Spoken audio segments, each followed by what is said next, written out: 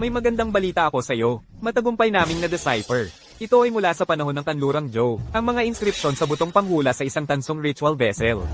Ang nakasulat dito, malamang ay ang pangalang Lin Keong. Sa kasamaang palad, sa abot ng aming kaalaman, sa kasaysayan ng Kanlurang Joe, ay hindi kailanman nakatagpo ng pangalang Lin Keong. Ang taong ito, parang bigla na lang lumitaw mula sa wala. Guro, sa isang kawit na walang pain, paano ka makakahuli ng isda? Ayos lang. Lahat ng bagay sa mundo ay may kani-kanyang tadhana. Ang may gusto, siya mismo ang kumakapit.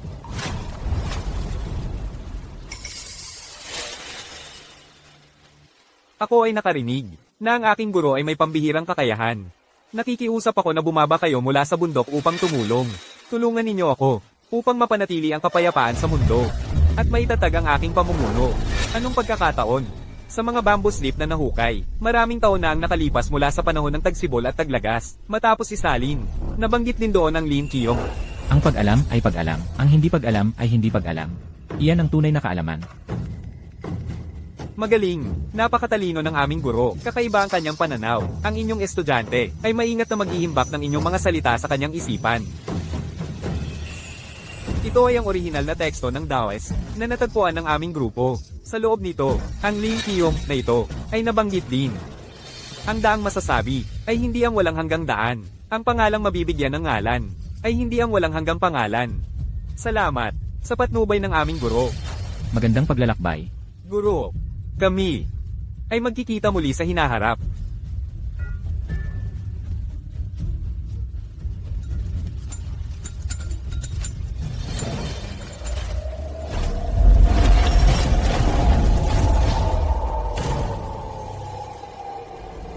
Anim na pung taong siklo, 60 tagsibol at taglagas na naman ang lumipas.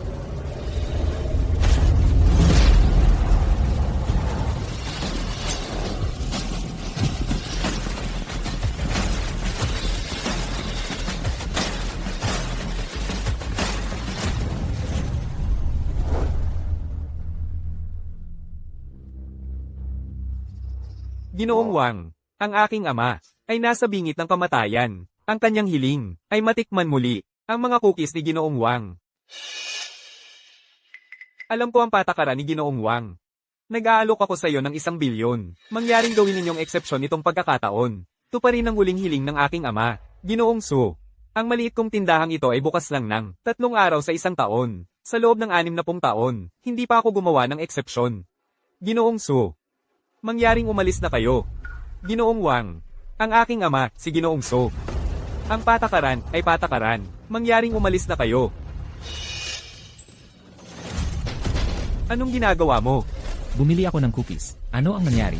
Nagpalit ba ng may-ari ang tindahan ito? Binata, ang tindahan ng cookies ni Wang ay bukas lang ng 3 araw sa 1 taon. Ako nga, kanina, ay hindi na kumbinsi ang may-ari. Sa halagang 1 bilyon. Ikaw, kung saan ka man nanggaling, bumalik ka na roon. Ang cookie ang ito ay hindi mo makakain.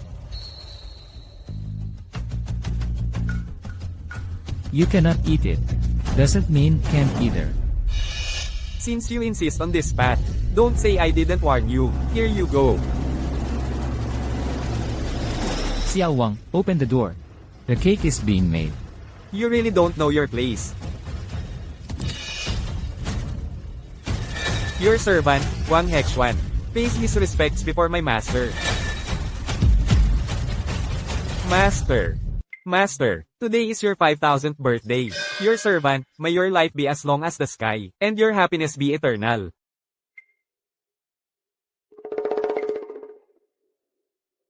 Good.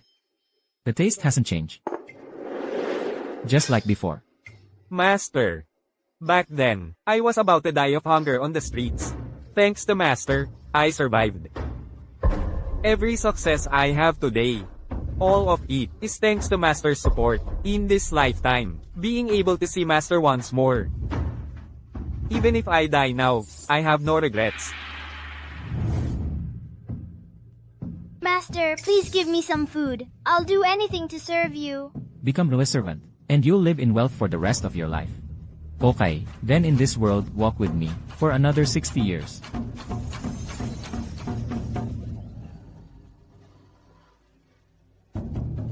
Master. Thank you very much, Master. Get up. Don't thank me. This world is full of suffering.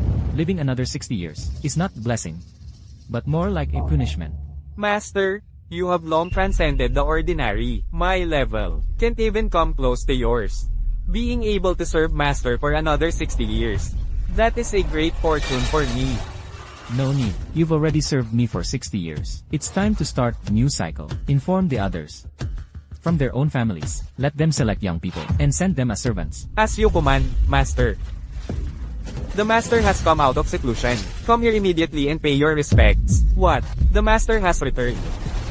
Shaoli. Within 5 minutes, arrange the private jet to Jingcheng. The Jingcheng, Chairman He, today you have a meeting with the Sun Never Sets Empress. This international cooperation agreement is worth 300 billion. If you miss the appointment, the Empress may cancel the agreement.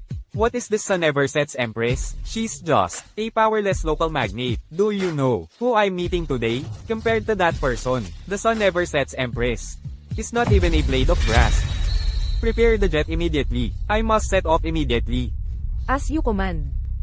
Arrange an immediate return to the country by private jet. I have important business. Commander, the meeting is about to start. Moreover, the leaders of other countries are waiting. Then let them continue to wait.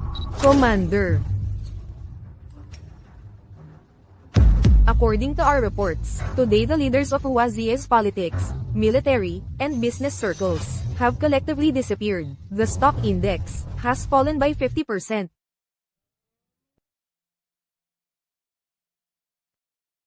This is his sundling of the He Holding Group, isn't it? What did he come here to do?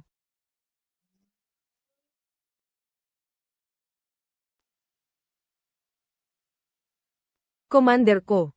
Ang commander ko mismo ang dumating.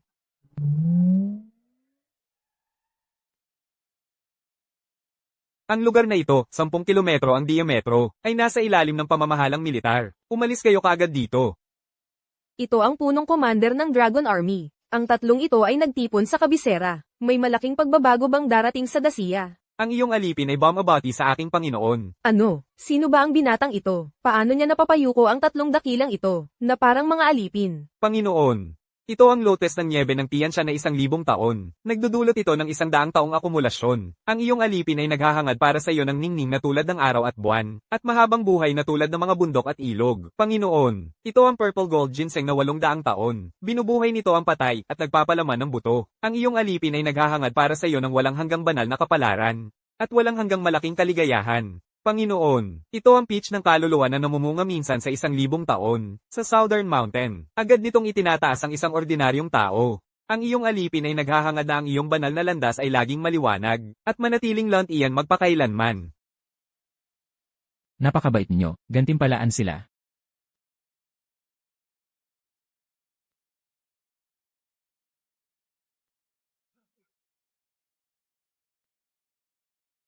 Ang iyong alipin ay mananatiling tapat sa aking Panginoon hanggang kamatayan. Hindi na kailangan tumayo kayo. Panginoon, ang pamilyang White ay hindi dumating. Wow, Bai Yishao. Talagang tumigas na ang kanyang mga pakpak. Nakalimutan na niya kung kanino utang na loob ng pamilyang White ang pagdating nito sa kasalukuyan. Panginoon. Si Bai Yishao ay matagal nang pumanaw. Ang namumuno ngayon sa pamilyang White ay ang kanyang apo na si Bai Yishuan. Hindi ganoon kadaling mamatay si Little Zhou. Panginoon, kanina lang, ang tagapangasiwa ng pamilyang White ay nagdala ng isang regalo. Sinabi niyang ito ay ipinadala sa Panginoon ng lugar na ito. Hinihiling niyang buksan ito ng personal. Kawili-wili. Buksan mo ito at tingnan mo.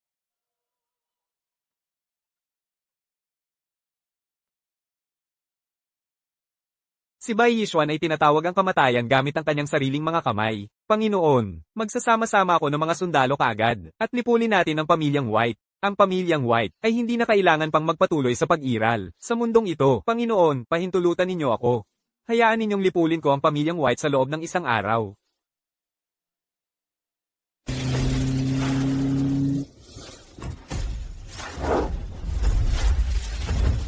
Panginoon, tumigil.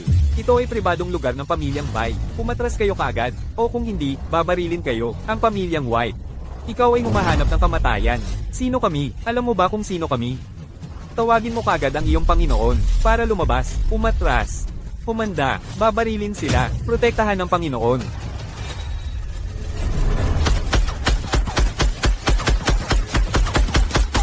Ito. Ano ito? Ito. Paano ito nangyari? Diyos ba yon? Wala man lang narinig na putok. Ang mga sundalo sa ilalim ng utos ko. Lahat patay na.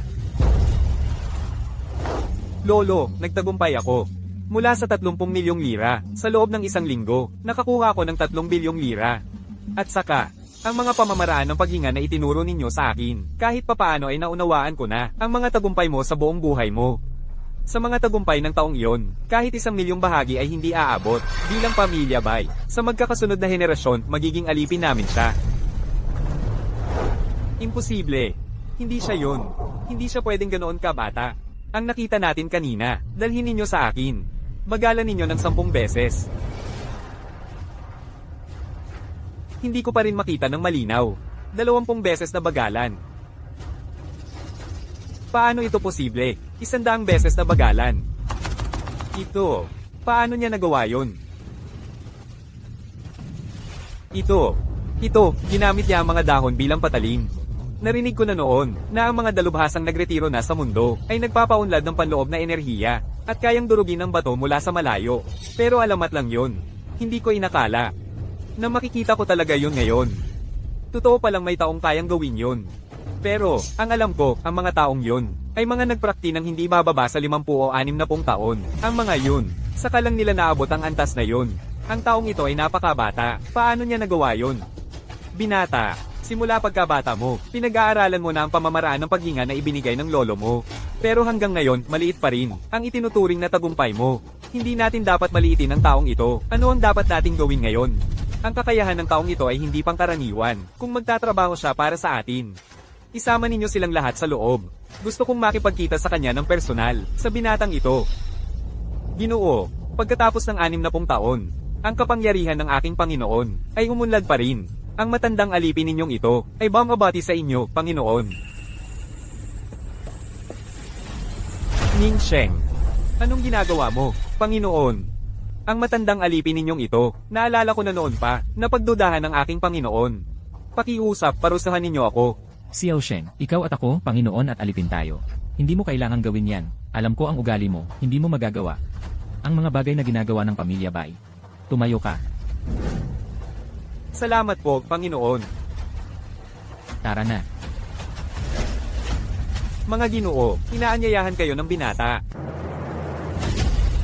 Sinabi ng binata, na partikular niyang gustong makita ang batang ito. Kayo, ilan lang sa inya. Ang sumunod sa akin, ang kapal ng mukha. Paano naglakas loob si Bai Yishuan na maging ganito kapangahas? Gusto siyang makita ng binatang Panginoon. Iyon ay isang malaking karangalan para sa kanya. Patayin silang lahat. Panginoon. Lawang. Akala ko, ilang dekada ka nang nagpapahinga. Akala ko hindi ka na makakagawa pa ng trabaho. Sa loob ng ilang dekadang iyon, hindi kailanman ako naging tamad. Naghihintay ako sa pagbabalik ng aking Panginoon, upang maglingkod sa Kanya.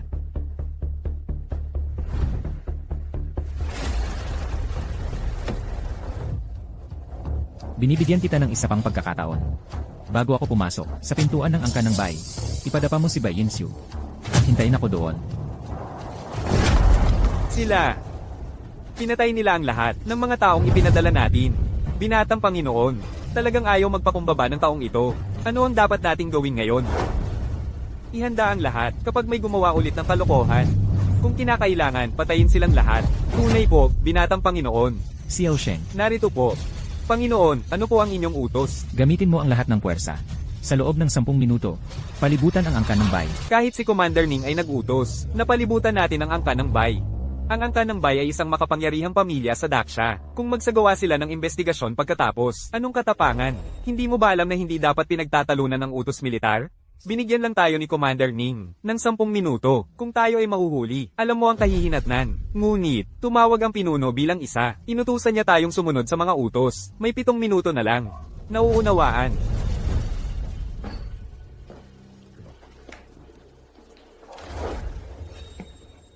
Ikinararangal ko ang inyong pagbisita. Dumating ba kayo upang alalahanin ang aking lolo? Nasaan si Bai Insu? Sinabi ko na dito siya dapat lumuhod at maghintay para sa akin. Pumanaw na ang aking lolo. O baka naman, gusto mong dalhin ko rito, ang kanyang labi? Sino ka nga ba? Wala kang karapatang malaman yon. Alam ko kung sino siya. Noong araw, kayong ilan, ay tumanggap ng kabutihan, mula sa parehong tao, tulad ng aking lolo. Sa palagay ko, ang ginoong ito, ay isang inapo niya. Ang maliit na kabutihang iyon, sa kasalukuyang kapangyarihan ng angkan ng Bai, kayang-kaya naming bayaran, ang 10,000 beses yun. Ngayon, ano kaya kung maglingkod ka na lang sa akin bilang Panginoon? Kaya abangan, huwag mong lapastanganin ang aming Panginoon. Ang kapal ng mukha, Bai Yishuan. Gusto mo bang mamatay?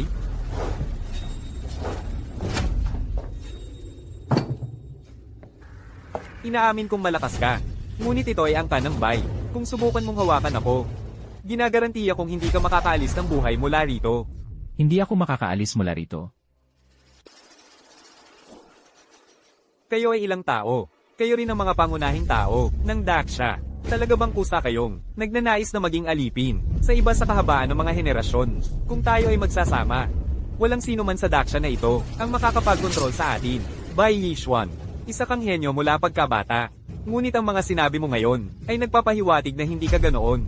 Hindi mo kailanman maisip kung gaano kalakas ang Panginoon. Kahit na ang iyong lolo ay narito. Kung ihahambing sa Panginoon, ay parang liwanag ng alitaptap sa buwan. Lumuhad ka, baka ang Panginoon ay mag-iwan ng isang pag-asa para sa angkan ng Bai. Lumuhad ka, sa kanya lang ba? Ito ang angkan ng Bai. Ngayong patay na ang lolo ko, walang sino man ang makapagpaluhod sa akin. Sinasabi ko sa inyo, kung ako ay mag-uutos, kayong lahat ay mamamatay ng walang libingan.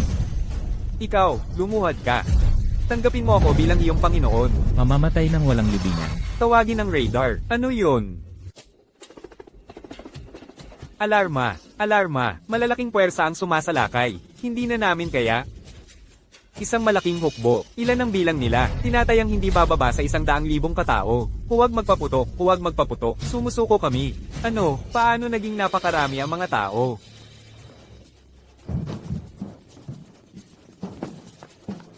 Agad na isuko ang inyong mga armas at sumuko. Kung hindi, kayo ay papatayin. Ang magsusuko ng armas ay hindi papatayin.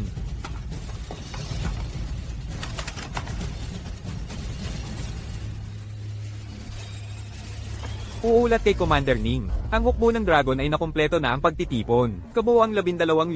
Naghihintay sa iyong utos. HMM? Sige. Panginoon, kailangan pa ba nating magpadala ng karagdagang tauhan? Sapat na. Nauunawaan. Ano ang ibig sabihin nito? Umaasa ka lang sa kapangyarihan ng ilang matatandang lalaking ito. Ikaw mismo, ano ka? Sa ganito lang ba? Gusto mo pa rin akong pasunurin? Hindi mangyayari yan. Ang pamilya Baez ay hindi kailanman magiging alipin. Xiao Zhao, 60 taon na ang nakalipas. Hindi mo pa rin ako haharapin? Sinasabi ko sa'yo. Lolo, kayo, hindi ba kayo namatay? Ang matandang lalaking ito, si Bai Yinzo, lumalapit ako sa harapan ng aking Panginoon. Panginoon, ikaw si Lin Qiong. Pinala. Xiao Zhao, noong unang pagkikita natin, naalala mo ba ang sinabi ko sa'yo? Kung maglilingkod ka sa iyong Panginoon, huwag kang magtaksil. Kung siya ay magtaksil, huwag kang makipag-ayos sa kanya. Kung makikipag-ayos ka, mawawala ang iyong pangalan mula rito. 5,000 taon na, hindi ikaw ang nag-iisang nagtaksil sa akin. Ngunit ang iyong pamilya Beas ay nangahas na lumaban sa akin. Alam mo ang aking mga hangganan. Ha, dahil lang sa kamangmangan ng apo kong iyon, bata at walang alam. Pakiusap, Panginoon. Matalino ka, ngunit sa huli, natalo ka rin dahil sa katalinuhang yan. Nagpanggap kang patay at tumakas. Ngunit sa totoo lang, lihim kang nagpapalala ng mga pangyayari. Ginamit mo ang iyong apo upang subukan ang kasalukuyang kapangyarihan ko. Hindi ba? Panginoon, isipin ninyo ang mga taon na naglingkod ako sa inyo. Patawarin ninyo ang pamilya Baez sa pagkakataong ito. Ang pagtataksil ay pagtataksil. Lahat ay tapos na. Xiao Zhao, noong sinimulan mong gawin ang mga ito, nahulaan mo na ang kahihinatnan. Kahit na, ang bagay na plano mong gawin ngayon. Hindi ba? Panginoon, mukhang walang bagay na may tatago sa iyo. Kung gayon, sa paligid ng pamilya Baez, naglagay ako ng mga pampasabog. Sapat na yun para gibain ng pamilya Baez. Kung manunumpa ka, at palalayain mo ang aking pamilya, ikaw at ako, lahat ay mabubuhay. Kung hindi, magkakasama tayong mamamatay. Bomba, Bai Yinso, nababaliw ka ba? Nang ahas kang umalsa sa Panginoon. Ipagtanggol ang Panginoon. Bilisan ninyo. Ihanda ang bomb squad. I-neutralize agad ito. Nauunawaan. Tigilan mo na ang mga ito. Sa edad kong ito, narating ko na ang puntong ito. Hahayaan ko bang hadlangan ninyo ako? Kung pindutin ko lang ang daliri ko, lahat tayo mawawala. Lolo, hindi pa ako nagsasawa sa buhay. Nabuhay na kayo sa kalahati ng inyong buhay. Sapat na ang inyong naging buhay. Ang pamilya Bai ay kakasimula pa lang sa aking mga kamay. Tanga, gago, sa loob ng libu-libong taon. Kung sino man ang gustong patayin ng Panginoon, sino ang nakaligtas? Xiao Zhou. Sa lahat ng narito, ikaw ang pinakamatalino, ikaw rin ang pinakaambisyoso. Kung ngayon, magsakripisyo ka rito, marahil, ang pamilya Bai ay hahayaan kong magpatuloy ang lahi. Lin Qiyom, malakas ka naman, pero ngayon, ako ang nasa aktibong papel. Kung hindi mo ako pabubuhay, hindi ka rin magiging panatag. Lahat ng dinala mo, kasama ng pamilya Bai, ay ililibing. Kayo, mga immortal, hindi ba kayo natatakot sa karma? Ngunit ngayon, ang dahilang ito, kaya mo bang tanggapin ang kahihinatnan? Sa loob ng libu-libong taon, ang mga tulad mong tanga, walang katapusang lumitaw, ikaw pa ang magsasabi sa akin tungkol sa karma. Bai Yishao, nang ahas kang umalsa sa Panginoon. Kailangan mo munang daanan kami. Kahit na isakripisyo namin, ang aming mga matandang buto rito, sisiguraduhin naming ligtas ang Panginoon. Lin Qiyom, talagang hindi mo kami hahayaan. Ang pamilya Bai? Sige, ang mamatay kasama ang tulad mo, para sa aking pamilyang Bai, ay sulit. Lolo, hindi. Panginoon, ang iyong alipin na ito, sa kabilang buhay man, nais pa ring maglingkod sa inyo.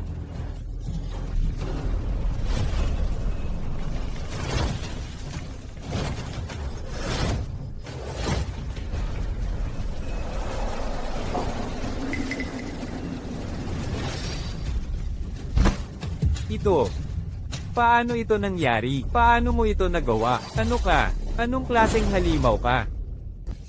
Hindi ito maaaring mangyari. Sa internet, nagbago na ang panahon. Hindi ba't yun ang sinasabi? Walang nilalang na batay sa carbon. Ang makakalaban sa pag-iral ng siyensya. Ang panahong ito, gaano man kaganda, para sa aking mahabang buhay, ay parang isang saglit lamang. Parang isang patak sa karagatan, nagbago ang panahon, ngunit ang wakas ng mga nagtaksil sa akin, ay hindi kailanman magbabago. Ang mga immortal ay hindi maaaring pagtaksilan. Ito, ang pinagsaluhang paniniwala ng 1,000 taon.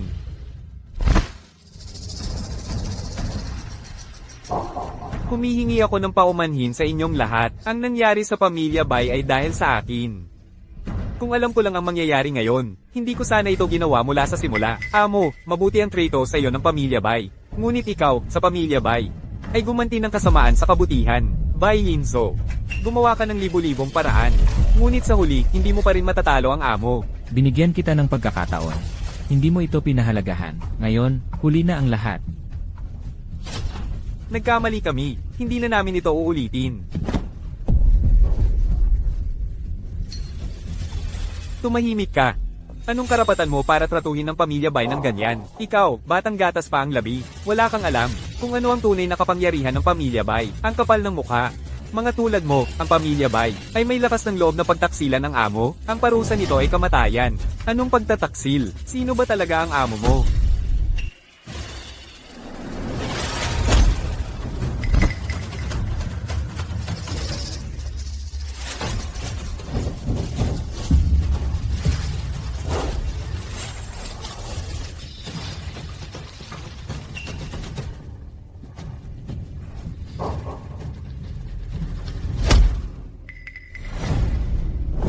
Lolo, 100 taon na ang nakalipas. Ibinigay mo sa pamilya Bai ang kayamanan at karangalan. 100 taon ang lumipas. Sa aking sariling mga kamay, ay winasa ko ang pamilya Bai. Lin Qiyom, ikaw ay talagang walang awa at malupit.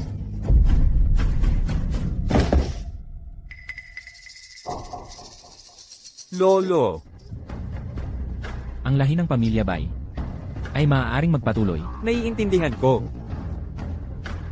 Ang pamilya Bai kung wala ka, ano ang gagawin, Lolo? Lolo. Lolo. Ang mga immortal, laban sa mga batas ng langit. Ang malaking kapahamakan ng 1,000 taon ay papalapit na. At sa bawat pagkakataon, ito ay lalong lumalakas. Sa pagkakataong ito ay aabot sa isang karahasan na hindi pa kailanman nakita.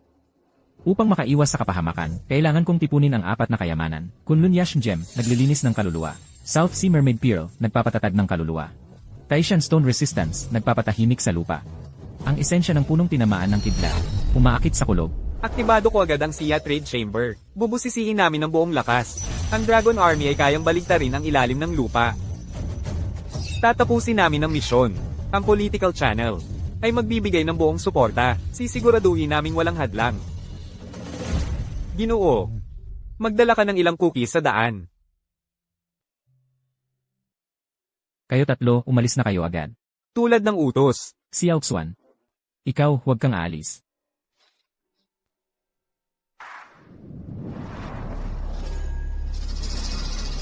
Lin Kiyong, oy Lin Kiyong.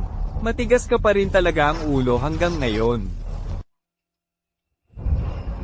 Great Baron Phoenix Finger. Ginoo, lagi ninyo kaming pinapayuhan na sumabay sa panahon. Tikman mo ito, ang binuo ng matandang alipin kong ito, ay chocolate cookies. Ang Great Baron Phoenix Finger ay talagang karapat-dapat sa katanyagan nito. Anong nangyari? Wala. Tumanda na ang matandang alipin na ito. Wala akong narinig.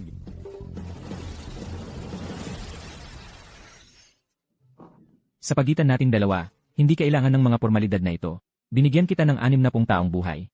Ang iyong pisikal na kakayahan ay dapat na higit pa sa mga kabataan ngayon. Tinutulungan ko lang ang apo mo. Ginagamot lang ang leg.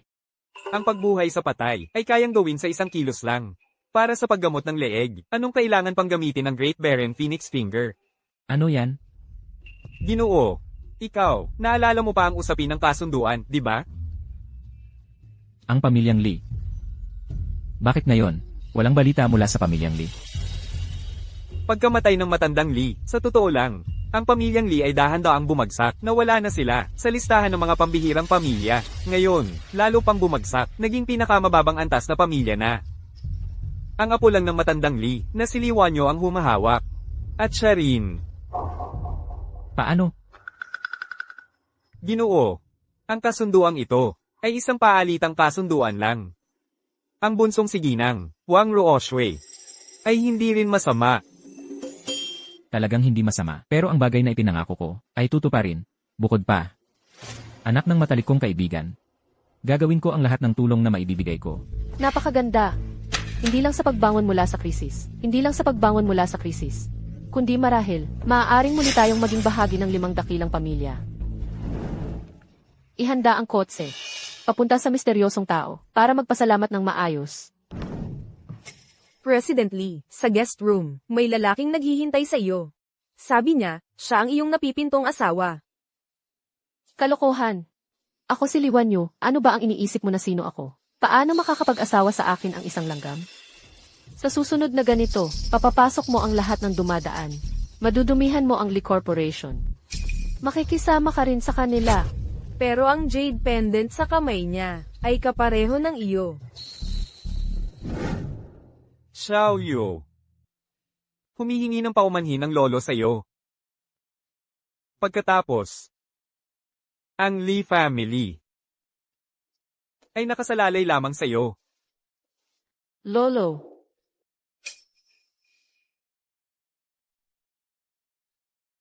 Lolo, huwag kang mag-alala. Ang pag-aalaga lamang sa sariling kalusugan ay sapat. Huwag kang mag-alala. Naigihan na ng landas para sa iyo ang lolo. Sa may-ari ng isa pang jade pendant, sa pagkumpleto ng kasunduan ng pag-aasawa. Siya, ang Lee family, ay magiging maliwanag hanggang libu-libong henerasyon.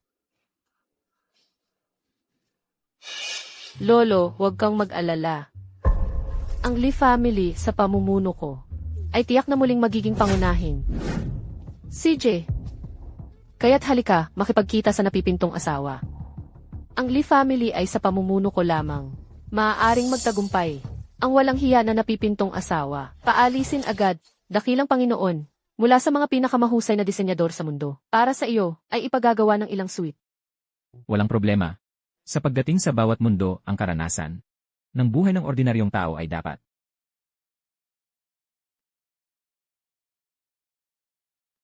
Kaya ikaw ang tinatawag na napipintong asawa. Higit pa sa inaasahan ko, ay mas kahabag-habag. Kahit sa ganitong distansya, ang amoy ng kahirapan ay naririnig. Tumayo. Ang sofa ng Lee Corporation ay para sa pag-upo ng taong katulad mo kung nadumihin. Hindi mo kayang bayaran kahit ibenta ang sarili mo. Kapangahas, may lakas ng loob mong insulto ang dakilang Panginoon.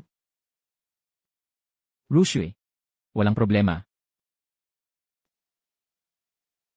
Ikaw ang kasalukuyang pinuno ng Lee family. At ikaw ang tunay na apo ng Lee family.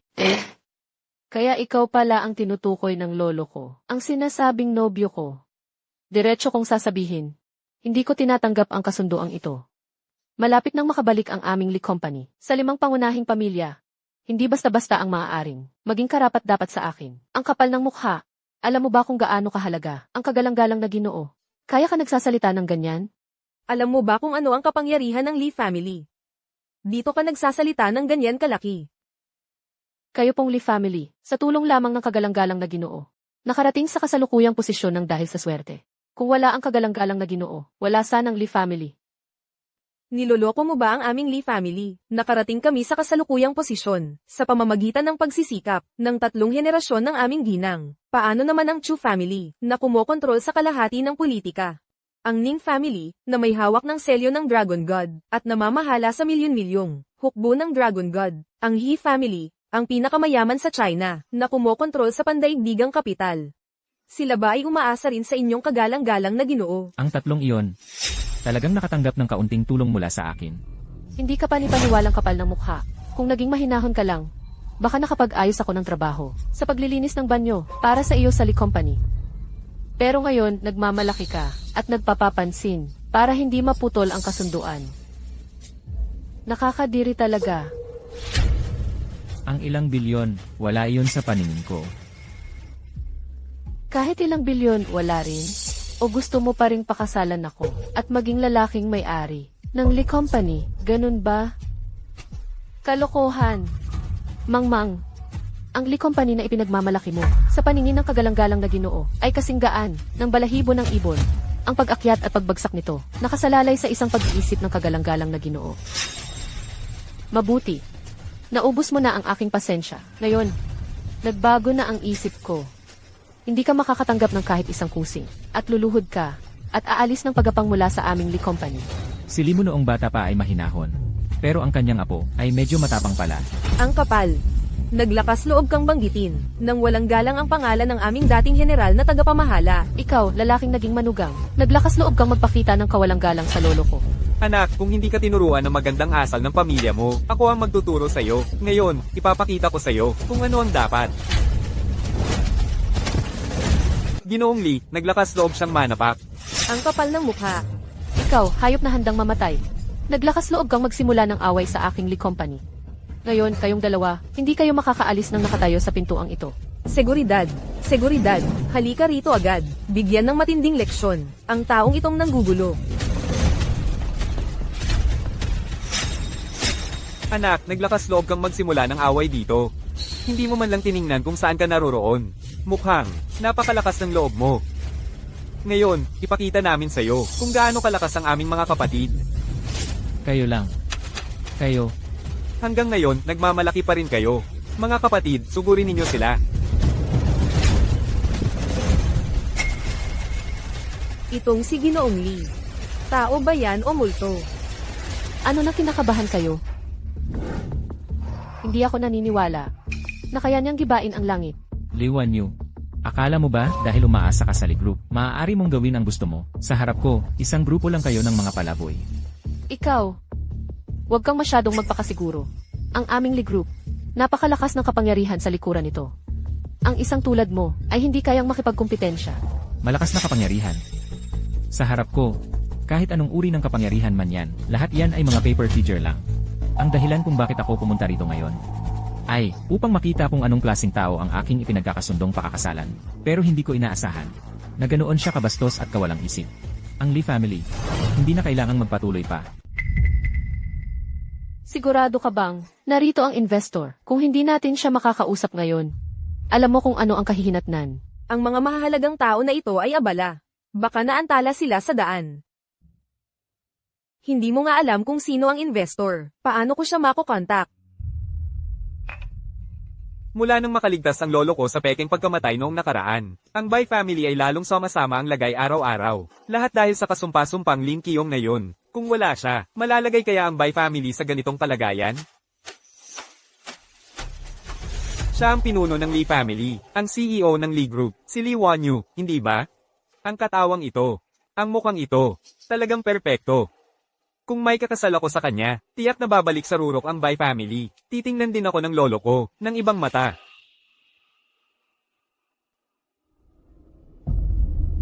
Binibining Lee, mukhang balisa kayo. Naghihintay ba kayo ng isang tao rito? Ikaw? Sa palagay ko, hindi kita kilala. Ginoong Lee, ito ang batang pinuno ng Bai family, si Bai Yishuan. Ang Bai family? Ang pamilyang iyon na transcendent. Ang nag-iisang may hawak ng kapangyarihan sa ilalim ng lupa. Ang nakaupo sa trono ng madilim na mundo. Ang Bai family. Binata Ginoong Bai, kayo ba ang misteryosong investor na nag-invest ng trilyones sa Lee Group? Kayo ba? Tama, binibining Lee. Tingnan ninyo sa buong bansa ng siya. Bukod sa aking Bai family, ilan pang pamilya ang kayang gawin ito? Kung gayon, bakit kayo tumulong sa Lee Group? Binibining Lee. Sa totoo lang, ako ay humanga sa potensyal ng inyong Lee Group at sa inyong pambihirang kakayahan sa pamumuno. Naniniwala ako na sa pamumuno ni Binibining Lee, ang pagbabalik ng Lee Group sa 5 transcendent families ay isang bagay lamang ng oras. At ako ay nais maging suporta sa inyong likuran. Kasama kayo, magtutulungan tayo upang lumikha ng maliwanag na kinabukasan.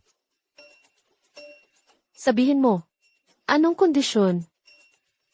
Ginang, Lee, tunay nga kayong prangka. Sa totoo lang, ang aking kondisyon ay napakasimple. Sana, ang relasyon namin ni Ginang, Lee, ay hindi lamang nakabatay sa pakikipagtulungan sa negosyo. Sa katunayan, kay Ginang, Lee, matagal na akong humahanga kung magagamit natin ang pagkakataong ito upang mapalago ang ating relasyon. Naniniwala akong sa ating mga panghinaharap na pakikipagtulungan sa negosyo o sa anumang iba pang larangan, makakamit natin ang mas malalaking tagumpay. Ngunit, may kasintahan ako, higit pa rito. Natatakot ako na ayaw niyang kanselahin ang kasunduan. Sino yon? Sino ang may lakas ng loob na agawin ng babaeng kay Bai Yishuan? Kung may utak siya, dapat ay pirmahan niya agad ang kasunduan sa pagkansela ng kasunduan. Kung hindi, hindi na siya makakakita pa ng araw. Ang pangalan niya ay isang baguhan na nagngangalang Lin Qiyong. Ano? Si Lin Qiyong? Siya na naman ba, ang walang takot na hayop? Ginoong Bai, kayo ba ay kilala si Lin Qiyong? Alam ba ninyo kung anong uri ng background mayroon siya? Isang payaso lamang siya. Umaasa lamang siya sa kanyang lakas upang apihin ang mahihina. Umaasa siya na siya'y pinoprotektahan ng 3 malalaking pamilya. At dahil dito, kayang-kaya niyang balewalain ang mga patakaran. Kung ako lang ang makakaharap sa kanya, sa isang daliri ko lamang, madali ko siyang mapipiga. Si Lin Qiyong, sa harap ni Jibay, isang langgam lang siya. Napakataas ng katayuan ni Jibay. Si Lin Qiyong naman ay isa lamang. Walang halagang pyesa. Hindi karapat-dapat na magtali ng sapatos ni Jibay. Kung tayo ay ikakasal, at magsasama ang mga pamilyang Bai at Lee, hindi lamang tayo makakapasok sa hanay ng malalaking pamilya. Kahit na ang 3 malalaking pamilyang iyon, ay hindi magiging kalaban natin. Lahat ng humamak sa atin, ang mga taong iyon, ay papagbabayarin ko ng mabigat. Ako ay hindi basta-basta makakapag-oo sa inyo. Gayunpaman, kung talagang kayo ang lihim na namumuhunan, maaari muna tayong magsimula sa pakikipagtulungan sa negosyo tungkol naman sa ibang mga bagay. Pagkatapos nating maayos si Lin Qiyong, saka natin pag-usapan. Si Lin Qiyong, para siyang tinik sa aking laman. Makalipas ang 3 araw, sa pagdiriwang ng kaarawan ng inyong lola, sa inyo, at sa pamilyang Lee, ipapakita ko ang aking katapatan. Ipapaalam ko sa lahat, na ang kapangyarihan ni Bai Yishuan ay sapat upang ang pamilyang Lee ay may angat sa mas mataas na antas, at maging walang katulad. CJ, kung gayon, ay aanyayahan ko si Lin Qiyong, ang hamak na iyon, upang kanselahin ang kasunduan sa harap ng lahat. Ipapahiya ko siya. Sa harap ng lahat, lalabas siyang kahiya-hiya. Magiging katatawanan siya ng mundo ng negosyo. Dapat niyang malaman na ang bunga ng pagpapagalit kay Lee Wanyu ay ang pagkawala ng kanyang reputasyon at lahat ng bagay. Magiging maganda ang ating pagtutulungan. Sana'y maging maayos ang ating pakikipagtulungan.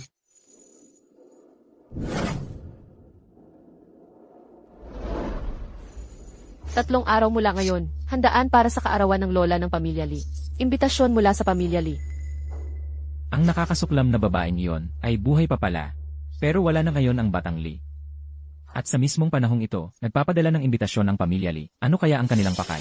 Ayon sa mga balitang naririnig ko nitong huli, ang mga pamilya Bai at Lee ay naging napakalapit. Si Bai Chuan ay tila may pinagpaplanuhan, kasama si Li Wanyu. Ang handaang ito para sa kaarawan ay maaaring isang bitag. Pinatawad ko na ang buhay ng mga pamilya Bai at Lee, pero hindi pa rin sila nagsisisi. Sa handaang ito, talagang sasama ako. Tignan natin kung anong laro ang kanilang gagawin. Kung magsasama ang mga pamilya Bai at Lee, hindi dapat maliitin ang kanilang kapangyarihan, lalo na ang pamilya Bai. Sa loob ng maraming taon ay naghahari sa ilalim ng lupa. Mabangis ang kanilang mga pamamaraan. Para silang isang laso na ahas, na nagkukubli sa dilim. Maaari silang sumalakay anumang oras. Ayos lang. Ang malaking sakuna ng 1,000 taon ay abutin pa ng kaunting panahon. Makikipaglaro muna ako sa kanila. Yamang tinanggap natin ang kanilang imbitasyon. Dapat tayong maghanda ng isang maliit na regalo.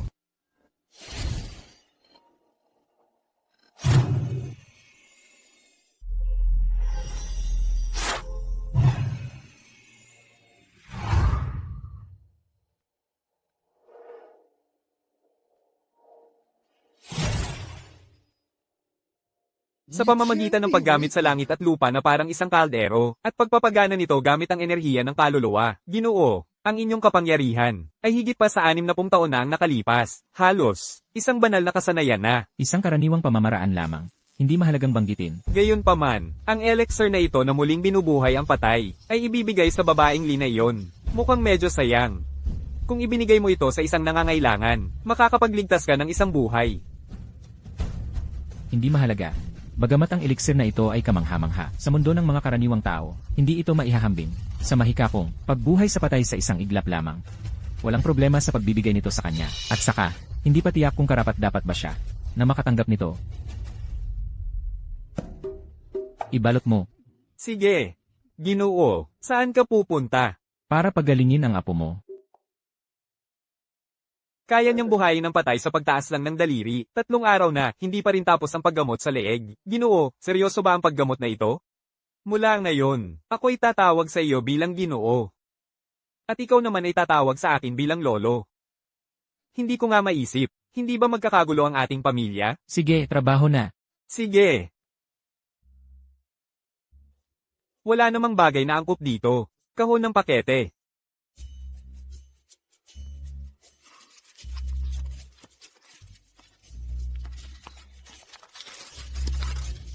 Lola. Narito na ako. Wanyu. Lola, gusto ko lang na maging masaya ka. Ang kasal ninyo ni Lin Qiyong, dapat matagal nang natuloy. Lola, ako. Naghihintay pa rin ako na makarga ang aking apo. Lola, iyon nga ang gusto kong sabihin sa iyo. Si Lin Keong, siya ay isang taong walang silbi. Gusto kong i-cancel ang engagement sa kanya. Wanyu, ang kasal ay isang seryosong bagay, hindi laruan. Ang kasal ninyo ni Lin Qiyong, matagal nang napagkasunduan. Paano ito madaling mawawala? Ito ay tungkol sa reputasyon ng aming pamilyang Lee at kinabukasan. Lola, siya ay isang tunay na tamad, hindi siya karapat-dapat sa akin.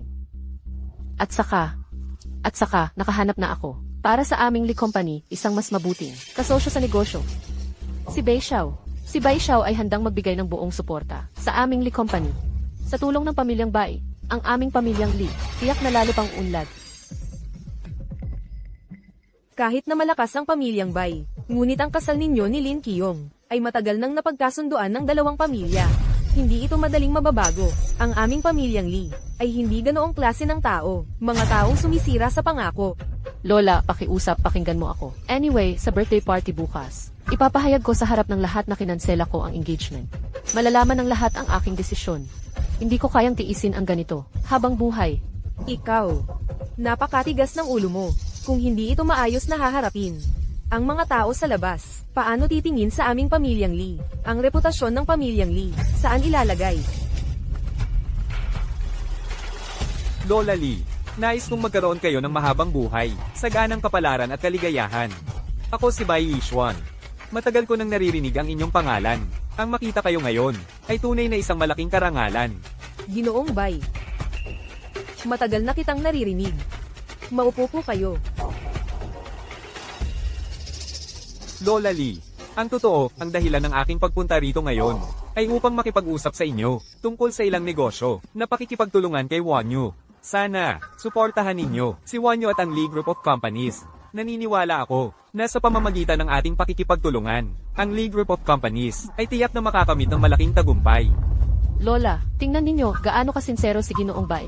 Ang aking pakikipagkasundo kay Lin Kyong ay talagang hindi angko at bukas sa birthday party. Si Ginoong Bay ay dadalo bilang isang lihim na investor at susuporta sa Lee Group of Companies. Sa tulong ng pamilyang Bay, ito para sa ating pamilyang Lee ay isang pagkakataong dumarating minsan sa 1,000 taon. Hayaan ninyo akong pag-isipan muli ang bagay na ito. Subalit, sa birthday party, huwag kang gumawa ng anumang mali. Ang pagpapawalang bisa sa kasunduan ay dapat pag-isipang mabuti para sa pangmatagalan. Bilang pamilyang Lee, laging maingat tayo. Hindi tayo maaaring maging padalos-dalos. Lola Lee, huwag kayong mag-alala. Ako ay tiyak na magbibigay ng buong suporta sa Lee Group of Companies. Pagdating ng panahon, ang katayuan ng Lee Group of Companies sa mundo ng negosyo ay mas lalong tataas. At bukas, naghanda rin ako ng isang napakahalagang regalo. Gagawin kong malinaw na makita ng mga taong iyon ang kapangyarihan ng ating dalawang pamilya. Tama na iyan. Ang mga bagay-bagay ninyong mga kabataan, ayoko nang makialam pa. Ngunit Wanyu, dapat mong panagutan ang iyong mga kilos, kapag nagpasya ka na. Walang babalikan. Salamat, Lola. Tiyak na ibabalik ko ang pamilyang Lee sa tuktok. Lin Kiyom, sana hindi ka tumakas sa laban. Gusto kong makita, sa birthday party, kung anong mukha ang iyong ihaharap sa lahat ng ito. Hoy, Lin Kyong, pumunta ka talaga. Tingnan mo ang sarili mo, kung gaano ka kahabag-habag. Dito nagtitipon ang mga tulad naming, nasa mataas na lipunan. Hindi lugar para sa isang probinsyanong tulad mo. Nadudumihan mo pa ang lugar. Amoy mahirap. Umaabot hanggang dito. Matagal akong inanyayahan ni Emily. Paano ako hindi pupunta? At gusto ko ring makita kung anong laro ang gagawin nyo.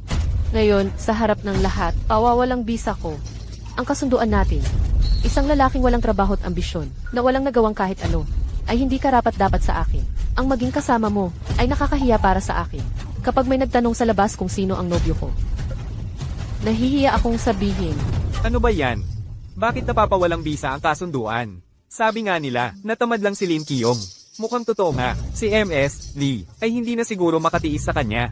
Oo nga, narinig kong buong araw. Umaasa lang siya sa kanyang mga koneksyon. Walang talento pero mahilig magmayabang. Imposibleng magustuhan siya ni MS Lee. Maganda ang palabas na mapapanood natin. Masasaktan sa harap ng lahat. Iyon ay isang malaking kahihiyan. Pagkatapos nito, paano siya makakalakad sa lugar na ito? Lin Kiyom, kung may utak ka, tanggapin mo na ang pagpapawalang bisa ng kasunduan. Maiiwasan mo ang kahihiyan. Ikaw at si MS Lee ay hindi talaga magkatugma. Ikaw ay isa lamang, walang kwentang dukha. Ang maghiwalay ng maaga ay mabuti para sa lahat. Umalis ka sa harap namin. Kayong dalawa. Karapat dapat bang tumahol sa harap ko? Isang huling payo, ang mga kahihinatnan ng pagpapagalit sa Ginoo, ay hindi ninyo kayang dalhin. Huwag kang magmayabang. Ngayon, walang sino man mula sa Longjun ang tutulong sa inyo. Gusto kong makita kung gaano kawalang kwenta kayong dalawa. Lin Kiyom, ikaw ay isa lamang, tamad. Kung wala kang suporta, wala kang kwenta. Baka balang araw, maging pulubi ka sa kalye. Ako ang karapat-dapat kay MS Lee. Ikaw naman, ay karapat-dapat lamang lumuhad sa lupa. Salamat sa inyong lahat, sa pagdalo sa aking kaarawan. Sana'y magsaya kayong lahat ngayong araw.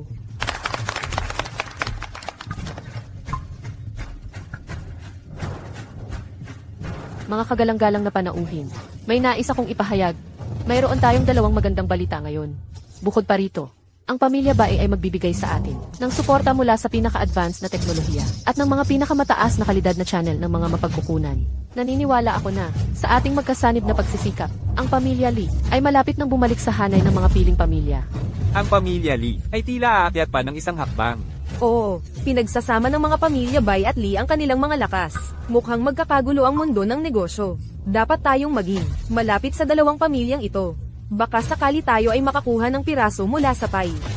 Ang pamilya Bai sa pagkakataong ito ay talagang gumawa ng malaking pamumuhunan. Ngunit kung ang pamilya Lee ay makabangon, ang mga maliliit na negosyo tulad natin ay mahihirapan.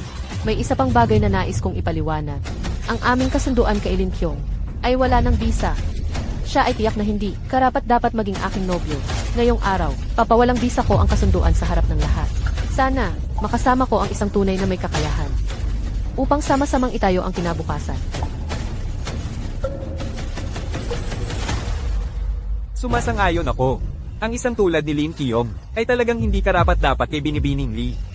Dati ay swerte lang siya, kaya nakipagkasundo kay Binibining Lee. Ngayon, panahon na upang harapin ang katotohanan. Umalis ka rito, tigilan mo ang kahihiyan. Ngayong araw, inaanunsyo ko na, ang kasunduan kay Lin Kyong ay napawalang bisa na. Ang mga kahinatnan nito. Ikaw, kaya mong panagutan. Kayo ang pamilya Lee. Kaya ninyong panagutan.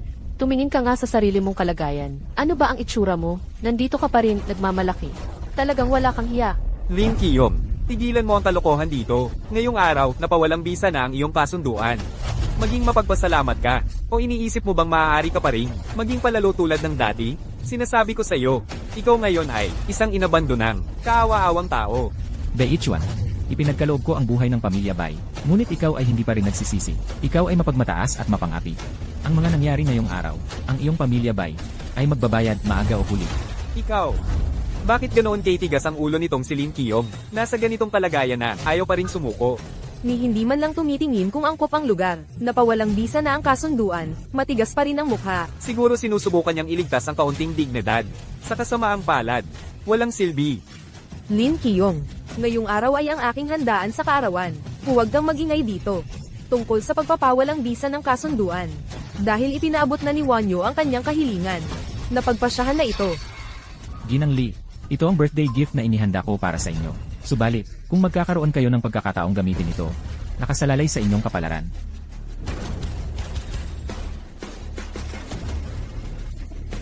Lin Kyong, ano ba ito? Ang itim-itim, parang tae. O baka naman, dahil wala kang maayos na maibigay, kaya dito ka, sinasadya mong nanggugulo? Oh, nakuha ko na. Isang hamak na dukha ka lang, anong magandang bagay ba ang maibibigay mo? Kaya sinadya mong magdala ng ganitong bagay, para lokohin kami. Kawawa naman talaga si Lin Kyong, nagbigay pa ng walang kwentang regalo, hindi ka ba nahihiyang pagtawanan ka ng mga tao? Tama, nakapaglakas loob pang pumunta sa birthday party. Nakakahiya talaga. Tingnan ninyo yung, dilaw naman siya sa pakete, baka ihi ng aso yan. Sa palagay ko, sinadya talaga ni Lin Kyong ito, para manginis ng mga tao. Ito ang birthday gift na inihanda ko. Ang imbitasyon mula sa kataas-taasan. Lola Lee, ito, para sa inyo, ang birthday gift na inihanda ko. Ang imbitasyon mula sa kataas-taasan.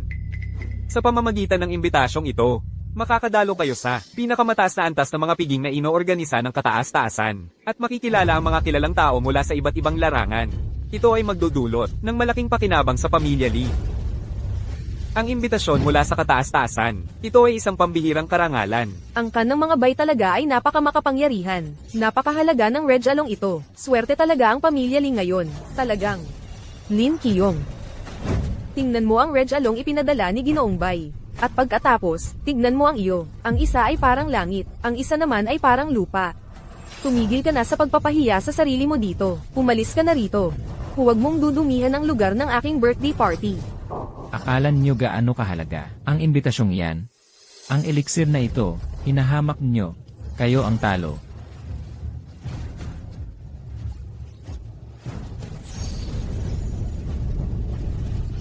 Ano nangyayari? Ano ba ito? Lin Kyong, anong kalokohan ang ginagawa mo? Ano ba ang gusto mong gawin? Ginoong Bay, mabilis, humanap ka ng paraan. Nakakatakot talaga. Huwag kang matakot. Lin Kyong, ano ba talaga ito? Ginang Lee, sa totoo lang, hindi ko intensyon na gumawa ng gulo sa inyong birthday party. Ngunit kayo ay sumobra na. Ang elixir na ito, naglalaman ng espiritual na enerhiya ng langit at lupa, at kayo ay hinamak ito ng ganito. Ngayon, natrigger nito ang pambihirang mga pangyayari ng langit at lupa. Ito ay babala lamang.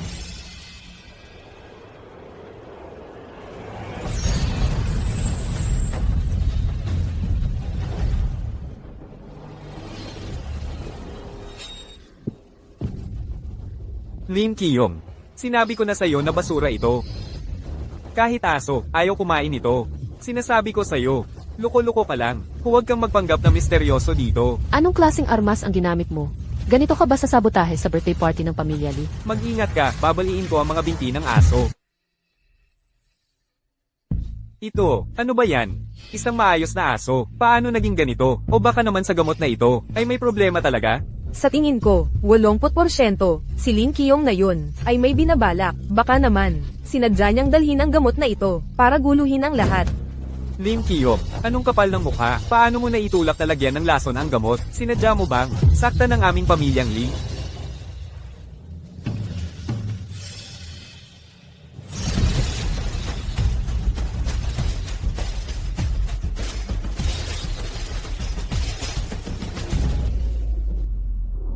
Lin Cheong, ikaw talaga ang may gawa nito, hindi ba? Anong klaseng salamang ka ito? Paano mo na itulak na gawin ito? Nasirain ang birthday party ng aming pamilyang Lee. Lim Kiyong, sinasabi ko sa'yo, huwag mong isiping sa paggawa ng mga kalokohang ito, ay matatakot ang mga tao. Sa'yo, ano, akala mo ba sa pagpapakita ng magandang babae, ay mababago mo ang kapalaran ng pagkansela ng kasunduan? Ganoon na lang kayon? Ginoo. Tumabi ka muna. Opo. Lin Qiyong, ano ba talaga ang nangyari? Ikaw ay dapat magpaliwanag ng malinaw sa akin. Hindi ito salamangka. Ang gamot na ito, taglay nito ang espiritual na enerhiya ng langit at lupa. May kapangyarihan itong buhayin ang patay. Lumikha ng laman mula sa buto, at bigyang buhay ang lahat ng bagay. Lin Cheong, huwag kang magpanggap na misteryoso dito. Sa tingin ko, ikaw ay may masamang hangarin. Ginagamit mo ang kakaibang pangyayaring ito bilang dahilan para siraan ang aming pamilyang Lee. Tama, Lim Kiyong. Akala mo ba sa paggawa ng isang magic, ay may tatago mo ang iyong kahinaan? Ganoon na lang kayon? Panaginip mo yan. Sinasabi ko sa'yo, tanga ka. Tama, tanga ka.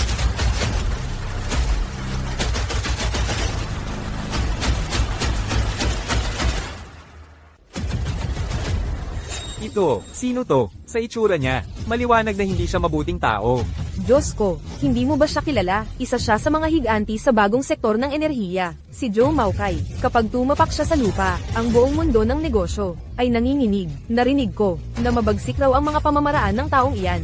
Sa mundo ng negosyo, walang may lakas ng loob na makialam sa kanya. Ang dalawang tao sa tabi niya ay ang mga patriarka ng mga pamilyang Zing at Wang. Ang tatlong malalaking pamilyang ito, kahit hindi kasing taas ng mga nangungunang pamilya, ay mga kilalang personalidad pa rin sa rehiyon.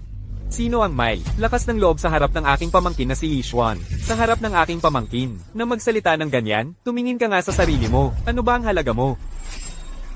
Sa lupain ng Daksha, mayroon bang may lakas ng loob na sumalungat sa pamilyang Bai? At sa aming tatlong pamilya pa, ibig sabihin nito, handa kang mamatay. Kaya ikaw pala, ang langaw na nagpapanggap na agila. Hindi mo ba nakikita? Ano ba ang katayuan mo? Paano ka nang ahas na pumunta rito at ulo? Tatlong tiyo. Ito ang batang ito. Sa handaan para sa kaarawan ni Lola Lee, sinadya niyang gumawa ng gulo, at nagsalita pa ng malalaking salita. Wala siyang anumang pakialam sa amin. Tatlong tiyo, sana'y ipagtanggol ninyo ang inyong pamangkin. Ginoong Bai, sa wakas, dinala mo ang tulong. Si Lin Kyong na ito ay sumobra na. Hindi lang tumanggi na kanselahin ang kasunduan. Gumawa pa ng gulo sa harap ng lahat. Wala siyang anumang pakialam sa pamilyang Lee. Ginoong Bai, huwag mo siyang palalampasin ng basta-basta. Mga patriyarka ng tatlong pamilya, pinaparangalan ninyo kami. Ang aking handaan sa kaarawan ay talagang naging mas dakila dahil sa inyo. Si Lin Qiyong na ito ay talagang napakawalang galang. Sa handaan sa kaarawan, paulit-ulit siyang nangasar. At bukod pa roon, gumawa ng kakaibang mga bagay. Sa tatlong patriyarka ng pamilya, hinihiling kong ipatupad ninyo ang katarungan. Ganito ba ang nangyari? Huwag kang matakot, pamangkin. Ngayon, papirmahin mo siya kagad. Ang kasunduan sa pagkansela ng kasunduan. Habang nandito ako, hindi niya mababaligtad ang mundo. Mas mabuti pang pumirma ka ng maayos, para manatili ang konting dignidad mo. Pumirma ka, huwag mo akong ilagay sa kahihiyan. Ikaw, desidido ka bang hindi pipirma?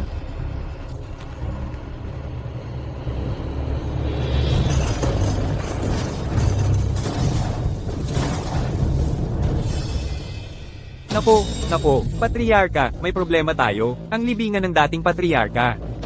May usok na lumalabas mula sa libingan. Ito ay isang pagkakataon lamang. Ang pagkansela ng kasunduan, ang mga kahihinatnan nito. Ikaw, kaya mo bang panagutan? Gumagawa ka ng daya. Hindi ako naniniwala na kayang guluhin ang buong mundo.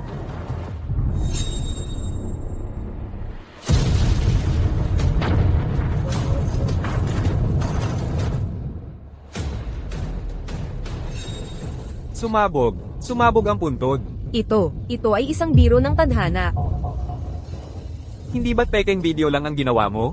Naiintindihan ko na. Tiyak na binayaran ka ni Lin Qiyong. Hindi ba?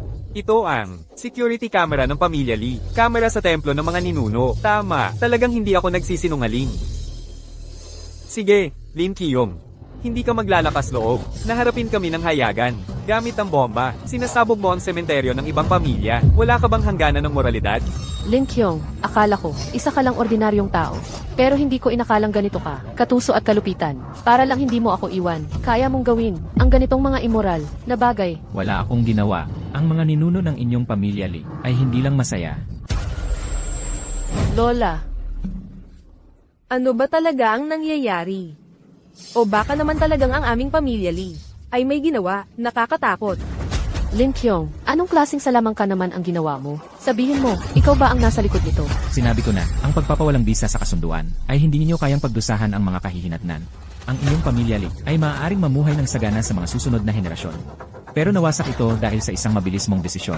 Lin Qiyong, tigilan mo na ang paggawa ng daya dito. Ano bang kaluluwa ng mga ninuno at kung ano pa? Lahat ng ito ay wala ng iba kundi ang iyong mga maliliit na trick. Eh ano naman, akala mo ba sa ganito karaming bagay ay matatakot kami? Bai Gichuan, hindi mo pa rin ba naiintindihan? Lahat ng ito ay inyong sariling kasalanan.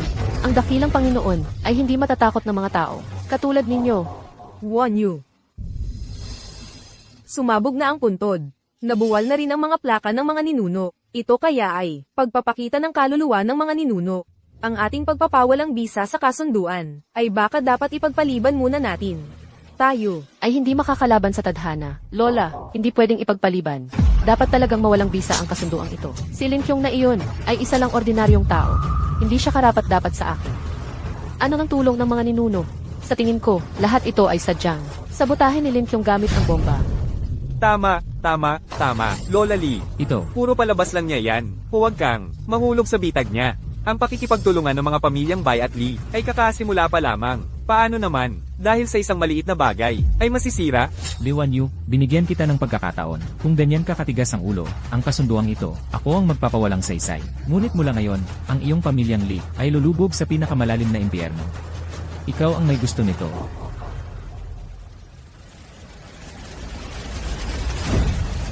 Mula ngayon, lahat ng ugnayan natin ay tapos na. Masamang balita, may malaking problema sa kumpanya, may gumuho sa konstruksyon, maraming trabahador ang naipit, at marami pang proyektong pakikipagtulungan. Ang biglang pinatigil, natigil din ang daloy ng pera.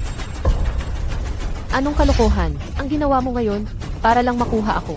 Ilan pa ang hamak na paraan ang gagamitin mo sa paggawa nito? Akala mo'y susuko ako. Ang ilang, mga madilim na paraan para magpataw ng presyon, at pagkatapos ay makipagkumpetensya sa negosyo. Mga paraang iyan, ay matagal ko nang ginawa nung bata pa ako. Ang iyong maliliit na pakulo, sa harap namin, ay walang kwenta. Huwag kang matakot. Nandito kami. Hindi babagsak ang pamilyang Lee. Anak, ang iyong maliliit na laro, sa harap ng aming tatlong malalaking pamilya, ay parang langgam na nagsusubok gumalaw ng puno. Ito ay isang langgam, na hindi alam ang kanyang lugar. Payo ko sa iyo, tigilan mo ang paglaban, at lumuhad ka sa harap namin at magmakaawa. Baka sakali, bigyan ka namin ng pagkakataong mabuhay. Wala akong ginawa, naubos lang ang swerte ng pamilyang Lee. Ngunit, ngayon gusto kong makita, kayong tatlo, na lumuluhod at nagmamakaawa. Ruxu, Zhao Zhao, may mga walang galang sa kagalang-galang na Ginoo. Sa loob ng 1 minuto, ang mga pamilyang Zhao, Zheng at Wang ay mawawala na. Wawasakin ng aming tatlong pamilya. Nagluloko ka lang, di ba? Alam mo ba, kami ay mga pampublikong kumpanya. Gaano kalaki ang halaga namin sa merkado. Ngayon, ang pinakamahalaga ay tanggalin mo muna ang nobelang app sa iyong telepono. Sapat ba ang 1 minuto? Bibigyan kita ng 5 minuto.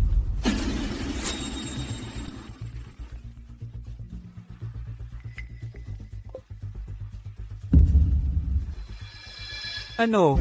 Bumagsak ang mga presyo ng stock ng 79%. Paano ito nangyari? Ang pang-araw-araw na pagbaba ay may pinakamataas na limitasyon. Ang aming industriya ay bigla ang tumama ng napakalaking dago. Ano ba to? Sino ang gumagawa nito? Ano ang nangyayari? Paano nangyari na ang tatlong malalaking pamilya ay biglang nagkaroon ng problema? O baka naman talagang, si Lin Qiyong ang gumawa nito. Kayong tatlo, ngayon, may oras pa kayong magsisi. Hindi namin napahalagahan ang iyong katayuan. Mangyaring bigyan ninyo kami ng isang pagkakataon upang mabuhay. Aminin namin ang aming pagkakamali. Mangyaring patawarin ninyo kami. Handa kaming magbayad ng anumang halaga dahil ito sa aming kayabangan. Hindi dapat kami nakialam sa iyo. Mangyaring magpakita ng awa. Magbigay kayo ng paraan para makalabas kami. Lin Qiyong. Kami sa pamilya Lee ay nagkamali. Hindi dapat kami gumanyan sa iyo. Ang usapin ng kasunduan. Pag-usapan natin ulit. Sa totoo lang, sa puso ni Wanyo, ikaw pa rin ang nasa isip. Nagkamali lang siya sandali. Ang pagsasabi ng mga ito ngayon, ay huli na, hindi ba? Wala nang ipilit ni Li Wanyo na sirain ang kasunduan. Sa pagitan natin, ay wala nang anumang posibilidad. Kayo, ang pamilya Lee, ang pumutol sa kapalaran niyo gamit ang inyong sariling kamay. Wala nang kayo'y nagpakita ng kawalang galang sa aming Panginoon. Ang resulta ay talagang malinaw na. Lahat ng ito ay mga pagkakamali ng aming pamilya Lee. Isang magandang pag-aasawa. Nasira sa aming mga kamay. Sa pagkakataong ito, ang Lee Group ay talagang tuluyang nagwakas. Ginoo, kumakain ka ng ubas. Maganda, maganda. Kayo, ang tatlo, ano ang pangalan niyo? Ang pangalan ko ay Ning Jiao Jiao. Ako ang apo ni Chumutang, Chuksiksi. Maganda, maganda. Ako mula sa pamilya Ning Xu. Ang tatlo ninyo ay napakagaling. Sabi ko na nga ba, dapat ang bawat pamilya ay pumili ng isang kabataan upang italaga bilang katulong. Tingnan niyo itong si Ginoong Wang. Naghanda ng regalo pero hindi magaling, ang pangit ng pagkakabalot. Panginoon. Hoy, sige na, tama na yan. Ikaw, maliit na bagay. Nakakuha ka ng porma ng tao, pero kumikilos ka pa rin parang aso. Kung magpapatuloy kang kuskusin, ang aking damit ay mababasa. Baguhan lang ako. Bilang tao, hindi pa ako sanay. At saka ang gamot ninyo ay napaka-epektibo. Direkta akong nagkaroon ng 1,000 taong kapangyarihan. Siyempre dapat akong magpasalamat sa inyo. Ang daan ng mga siglo ay mabagsik. Pinuputol nito ang landas ng mga espiritu upang maging demonyo. Maswerte ka, nakalusot ka ng mura. Ganito ang panahon at kapalaran. Pero mag-ingat ka pa rin. May paghuhukom ang langit.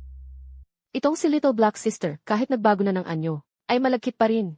Pero, boss, ang galing talaga ng gamot na ito. Kahit itong itim na aso ay naging magandang babae. Bigyan mo naman ako ng isa. Perpekto ka na. Okay lang. May nadiskubre ka ba? Ang lakas ng kaluluwa nitong Little Black, may bara sa kanyang pagbabagong anyo. Nasugatan kaya siya noong panahon ng pagbabagong anyo? Paano mo napansin yon?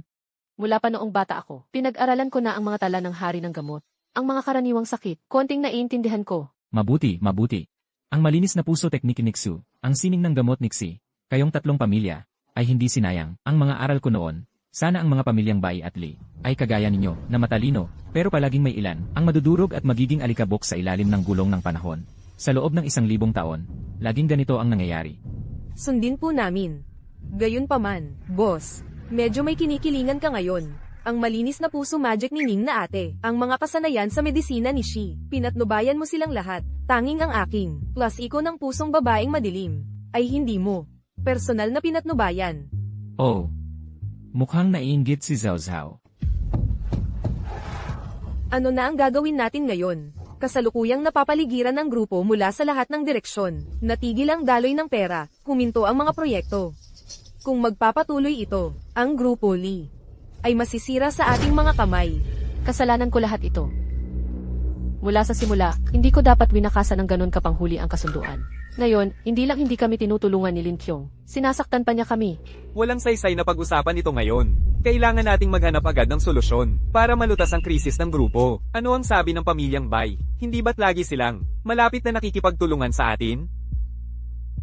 Ang pamilyang Bai ay kasalukuyang inaatake rin ni Lin Qiyong. Abala sila sa sarili nilang problema.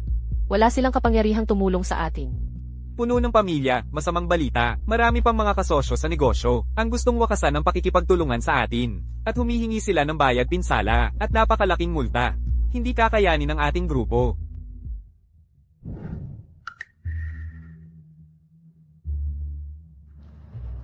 Tapos na. Tapos na talaga. Hindi pa tapos. Wanyu, huwag kang mawalan ng pag-asa. Nagdala ako ng tulong. Ang 3 taong ito, sila ang pinakamahuhusay na mandirigma sa bansang Wa. Habang nandito sila, si Lin Qiyong, kahit gaano pa kataas ang kanyang kakayahan, ay mapipilitang sumuko. Yichuan. Kaya ba talaga nila iyon? Hindi madaling kalaban si Lin Qiong. Nakita nating dalawa ang kanyang mga pamamaraan. Huwag kang mag-alala. Ang isang hamak na Lin Qiyong sa aming mga kamay ay isang langgam lamang. Ang ninjutsu ng aming bansa at martial arts ay walang katulad. Kaya naming sirain siya. Tama, kapag kami na ang kumilos, tiyak na mamamatay si Lin Qiyong. Pagkatapos, ang krisis ng inyong dalawang pamilya ay kusang malulutas. Ang taong yun na si Lin Qiyong. Winasak ang aming pamilya, ang pamilya Bai at ang pamilya Li. Winasak niya ang aming mga pamilya. Hiniba niya ang aming reputasyon sa negosyo. Sa pagkakataong ito, tiyak na ipapabayad ko sa kanya ang mabigat na halaga. Huwag kang mag-alala, Ginoong Bai. Kami, ang 3 dakilang maestro ng Hapon. Maraming taon na sa ganitong gawain. Marami na kaming napagdaan ng kahirapan. Tiyak na aming ibubuwal siya nang hindi na makabangon pa. Gayunman, itong si Lin Qiyong, kung nagawa niyang give ng inyong dalawang pamilya, ibig sabihin ay talagang may kakayahan siya. Hindi natin dapat siya maliitin. Kailangan tayong maging maingat. Huwag tayong madapa sa pinakasimpleng bagay. Sinaliksik ko siya mula sa lahat ng anggulo. Mukhang si Lin Qiyong ay may taglay na mahiwagang kapangyarihan. Hindi siya isang ordinaryong tao. Sa sandaling mahanap natin ang kanyang kahinaan, maaari natin siyang tapusin sa isang suntok lang. Hindi natin siya bibigyan ng pagkakataong makalaban. Sigurado ka bang si Lin Qiyong ay nasa mansyon sa labas ng lungsod? Ano ang alam mo tungkol sa kalagayan doon? Oo, nakita ko ng sarili kong mga mata. Gayunman, kailangan pa rin ninyong maging napakaingat. Maaaring may kasama rin siyang iba pang maestro at mga bantay. Isang hamak na tao lang itong si Lin Qiyong. Mamayang gabi tayo alis at kukunin ang kanyang buhay. Ipapakita natin sa kanya ang resulta ng pagiging kaaway natin. Matsumoto, medyo minamadali ba ang bagay na ito? Siguro ba tayo ay dapat munang gumawa ng detalyadong plano? Tama si Yamamoto, umuurong ang oras. Hindi natin dapat bigyan ng pagkakataong huminga si Lin Qiyong. Gayunman, bago tayo kumilos, dapat pa rin nating saliksikin muna ang ayos ng mansyon ni Lin Qiyong at ang kalagayan ng depensa bago tayo kumilos.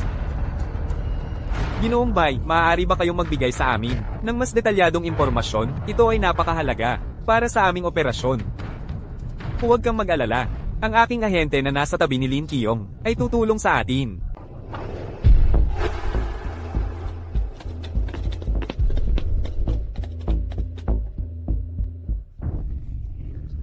Ang mansyong ito ay mukhang walang espesyal na katangian. Nagpapaimbabaw lang si Lin Qiyong. Siya ay isang taong puro pangalan lang, walang laman. Ngayong araw, tiyak na namin siyang ibubuwal gamit ang aming mga espada. May pakiramdam ako na may nakatagong mahiwaga at malakas na enerhiya rito. Kailangan pa rin nating maging maingat. Tingnan ko muna ang paligid. Mukhang tahimik ang patio na ito, pero puno pala ito ng panganib. Huwag tayong maging pabaya.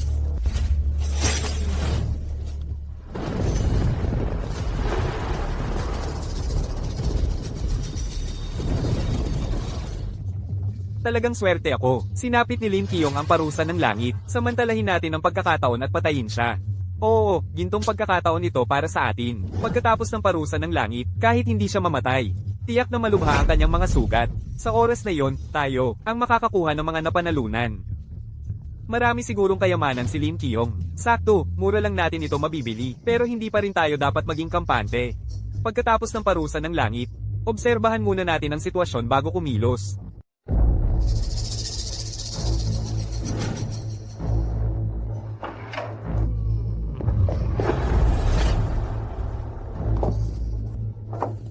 Ang likod ko. Ang sakit. Nasugatan. Malubha. Bilis, tapusin na natin siya sa pagkakataong ito. Xiaohei, medyo malakas. Ang parusa ng langit na ito ano? Ginoo, dahil sa akin ito nangyari. Ako ang nagdala ng parusa ng langit at sinira ang patio. Ayos lang. Bahagi yan ng iyong kapalaran. Pero, may mga bisita tayo. Harapin muna natin sila.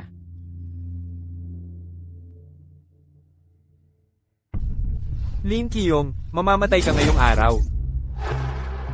Lumuhod ka ng maayos, iiwan namin ng buo ang iyong bangkay. Kung hindi, hindi na nila mahahanap kahit ang iyong patay na katawan. Kayong mga langgam.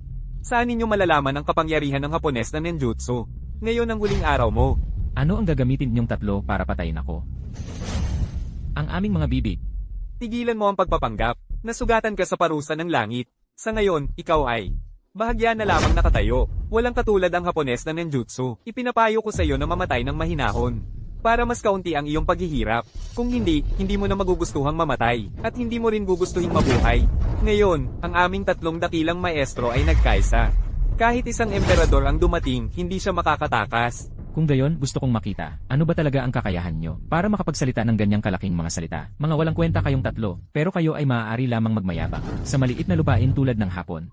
Sa harap ng napakalawak na lupain ng sinaunang China, kayo ay mga payaso lamang, mga palakas sa balon. Walang kwenta ang tawag mo sa amin. Ha, sige. Hindi kayo walang kwenta. Bastos.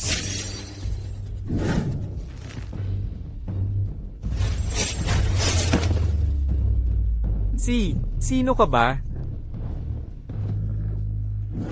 Mamatay ka.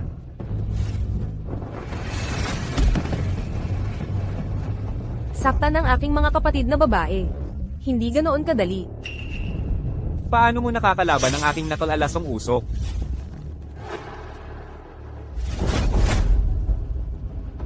Ang lahat ng halaman at buhay na bagay ay nagbabahagi ng iisang hininga, iisang anyo.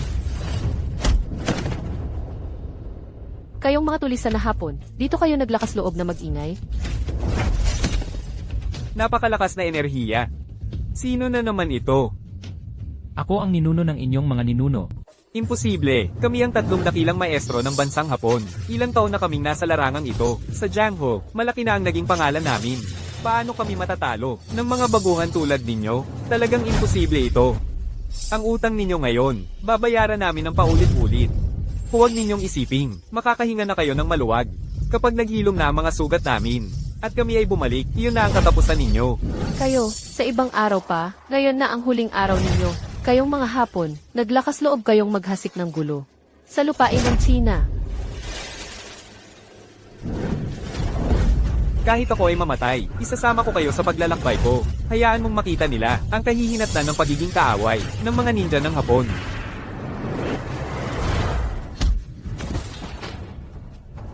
Gagamitin mo ba ang ipinagbabawal na gamot? Huwag kang mangarap. Hindi ka karapat-dapat na maghatid sa amin sa kamatayan. Ang masasamang landas ninyong mga Hapon ay walang-wala kumpara sa tamang landas ng aming China. Wala kayong halaga.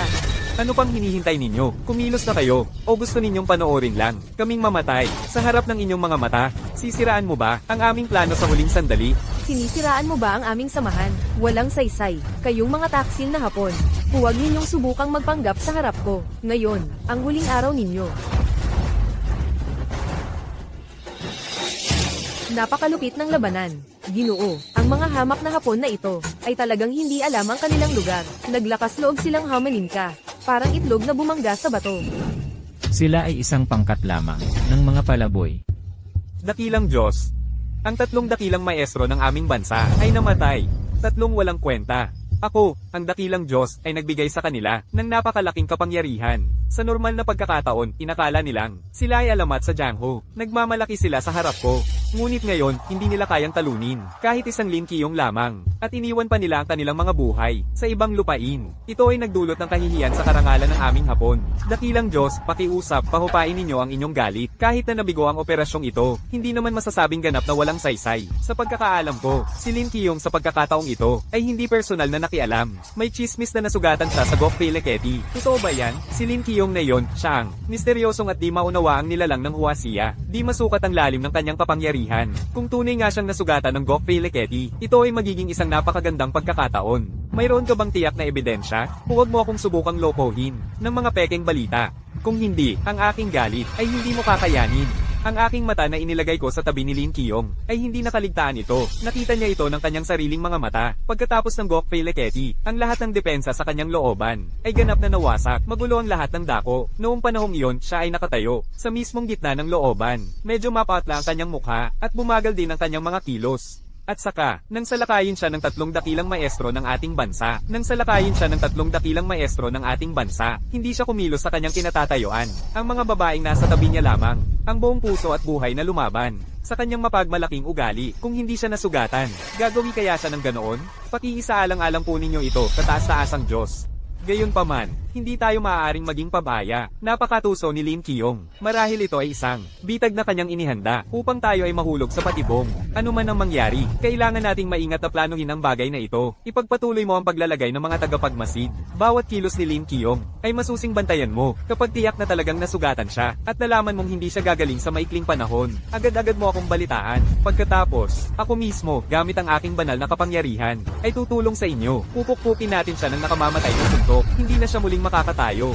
Malaman din ng mga mamamayan ng Huasia na ang dignidad ng mga Diyos ng ating bansa ay hindi kailanman maaaring year upon. Nauunawaan ko, kataas-taasang Diyos, aayusin ko ang lahat ng walang pagkukulang. Hindi ko palalampasin ang anumang pagkakataon. Hindi ko sisirain ang tiwala ninyo sa akin. Tandaan, ang gawaing ito ay magtatapos lamang sa tagumpay. Walang kabiguan. Kung may mali ulit na mangyari, ang iyong kaluluwa ay ihahagis ko sa walang hanggang madilim na bangin. Pahihirapan kita at hindi ka magpakailanman makakalaya. Nauunawaan ko. Lim Kiyong, sa wakas, nahuli ko ang iyong kahinaan. Wonyu, ha, ang kalagayan ng holding company ay pansamantalang matatag, ngunit parang isang maliit na bangka na nakadaong sa gitna ng bagyo, anumang sandali ay pwedeng tumaob. Ang panig ni Lin Kiyong ay nananatiling isang banta, para siyang isang time bomb, pwedeng sumabog anumang oras. Ang pamilya Lee ay pwedeng wasakin niya. Lola, gusto ko rin sanang makipag-ayos sa kanya. Pero noong panahong iyon, naputol ko ng tuluyan ang kasunduan. Nasaktan ko na ang kanyang puso. Ngayon, kung babalik ako para humingi ng tulong, paano niya ako? Madaling mapapatawad? Wonyu, ano man ang mangyari, kailangan nating subukan. Magsisimula na ang piging. Ayon sa balita, sa piging na ito, magkakatipon ng mga kapangyarihan mula sa iba't ibang sektor. Kung sa piging, ay makakapag-ugnayan tayo sa ilang malalaking pamilya. Baka sa tulong ng kanilang kapangyarihan, ay makakaya nating labanan si Lin Kiyong. O kahit papaano, kay Lin Kiyong, ay may papakita nating hindi basta-basta ang pamilya Lee. CJ, wala na tayong ibang pagpipilian. Sana ang piging na ito ay maging turning point para sa pamilya Lee. Kung hindi, talagang hindi ko alam ang dapat gawin. Yishuan, sa ngayon, ang kalagayan ng pamilya Bai ay talagang hindi maganda. Si Lin Kiyong, yang lalaking yun, ay papalapit ng papalapit sa atin. Para siyang isang gutom na lobo. Pwedeng sumugod sa atin anumang sandali. Pwedeng wasakin tayo. Kung magpapatuloy ito, ang pundasyong itinayo ng pamilya Bai sa loob ng maraming henerasyon ay mawawasak sa ating mga kamay. Lahat ay dahil kay Lin Kiyong. Ginawa niya ang pamilya Bai sa ganitong kalagayan. Talagang kailangan kong sumilin siya. Pero malapit na ang Grand Banquet, basta't makakapag-isa tayo sa ibang mga pamilya. Si Lin Kiyong ngayon ay parang isang piraso ng karne sa ibabaw ng sangkalan. Tama, ito ay talagang magandang ideya. Gaano man kapangahas si Lin Kiyong, natatakot siya sa pagkakaisa ng lahat ng pamilya. Tama, basta't tayo ay maghanda ng maaga. Hindi lang tayo dapat makipag-isa sa ibang pamilya. Kailangan din nating hanapin ang kahinaan ni Lin Kiyong upang patayin sa isang hampas. Ginoo, ayon sa pinakabagong impormasyon, ang mga pamilyang Wang at Lee ay lihim na nagtutulungan. Ang pinakamakapangyarihang mga pamilya ay may balak sa papalapit na Grand Feast na magsabuatan laban sa iyo. Dapat ba tayong maghanda ng maaga para dito upang makapaghanda sa papalapit na bagyo? Ruxu, alam mo bang ang lahat ng bagay sa mundong ito ay may kani-kanyang kapalaran? Ang Grand Feast ay isang lugar kung saan nagtitipon ang mga bayani mula sa buong mundo at kung saan ginagawa ang mga malalaking plano. Gayunpaman, hindi rin nawawala ang mga taong may masamang hangarin. Ang mga pamilyang Wang at Lee ay parang langgam na gustong yugyugin ang puno, isang pagtatangka na lampas sa kanilang kapangyarihan. Ngunit, Ginoo, ang kanilang alyansa ay napakalakas, hindi dapat maliitin. Dapat din tayong magtipon ng mga puwersa tulad ng mga pamilyang Ning at Chu upang salubungin sila. Ruxu, dapat mong malaman na ang aking estilo ay palaging nananatiling matatag sa harap ng pagbabago. Ang Grand Feast, plano ko na talagang samantalahin ang pagkakataong ito upang ang mga taong may masamang hangarin ay matanggap ang leksyong nararapat sa kanila. Ginoo, napakatalino ninyo. Nag-alala lang ng sobra si Ruoxu. Basta, Ginoo, ano ang inyong plano sa pagkakataong ito? Plano? Gusto kong makita kung gaano kalaking alon ang kanilang kayang likhain. Ngunit dahil binanggit mo, bigyan ng utos kay Hizaozhao, Ningxu at Chuxixi na maghanda ng palihim bilang paghahanda sa lahat ng posibilidad. Ginoo, gagawin ko kaagad.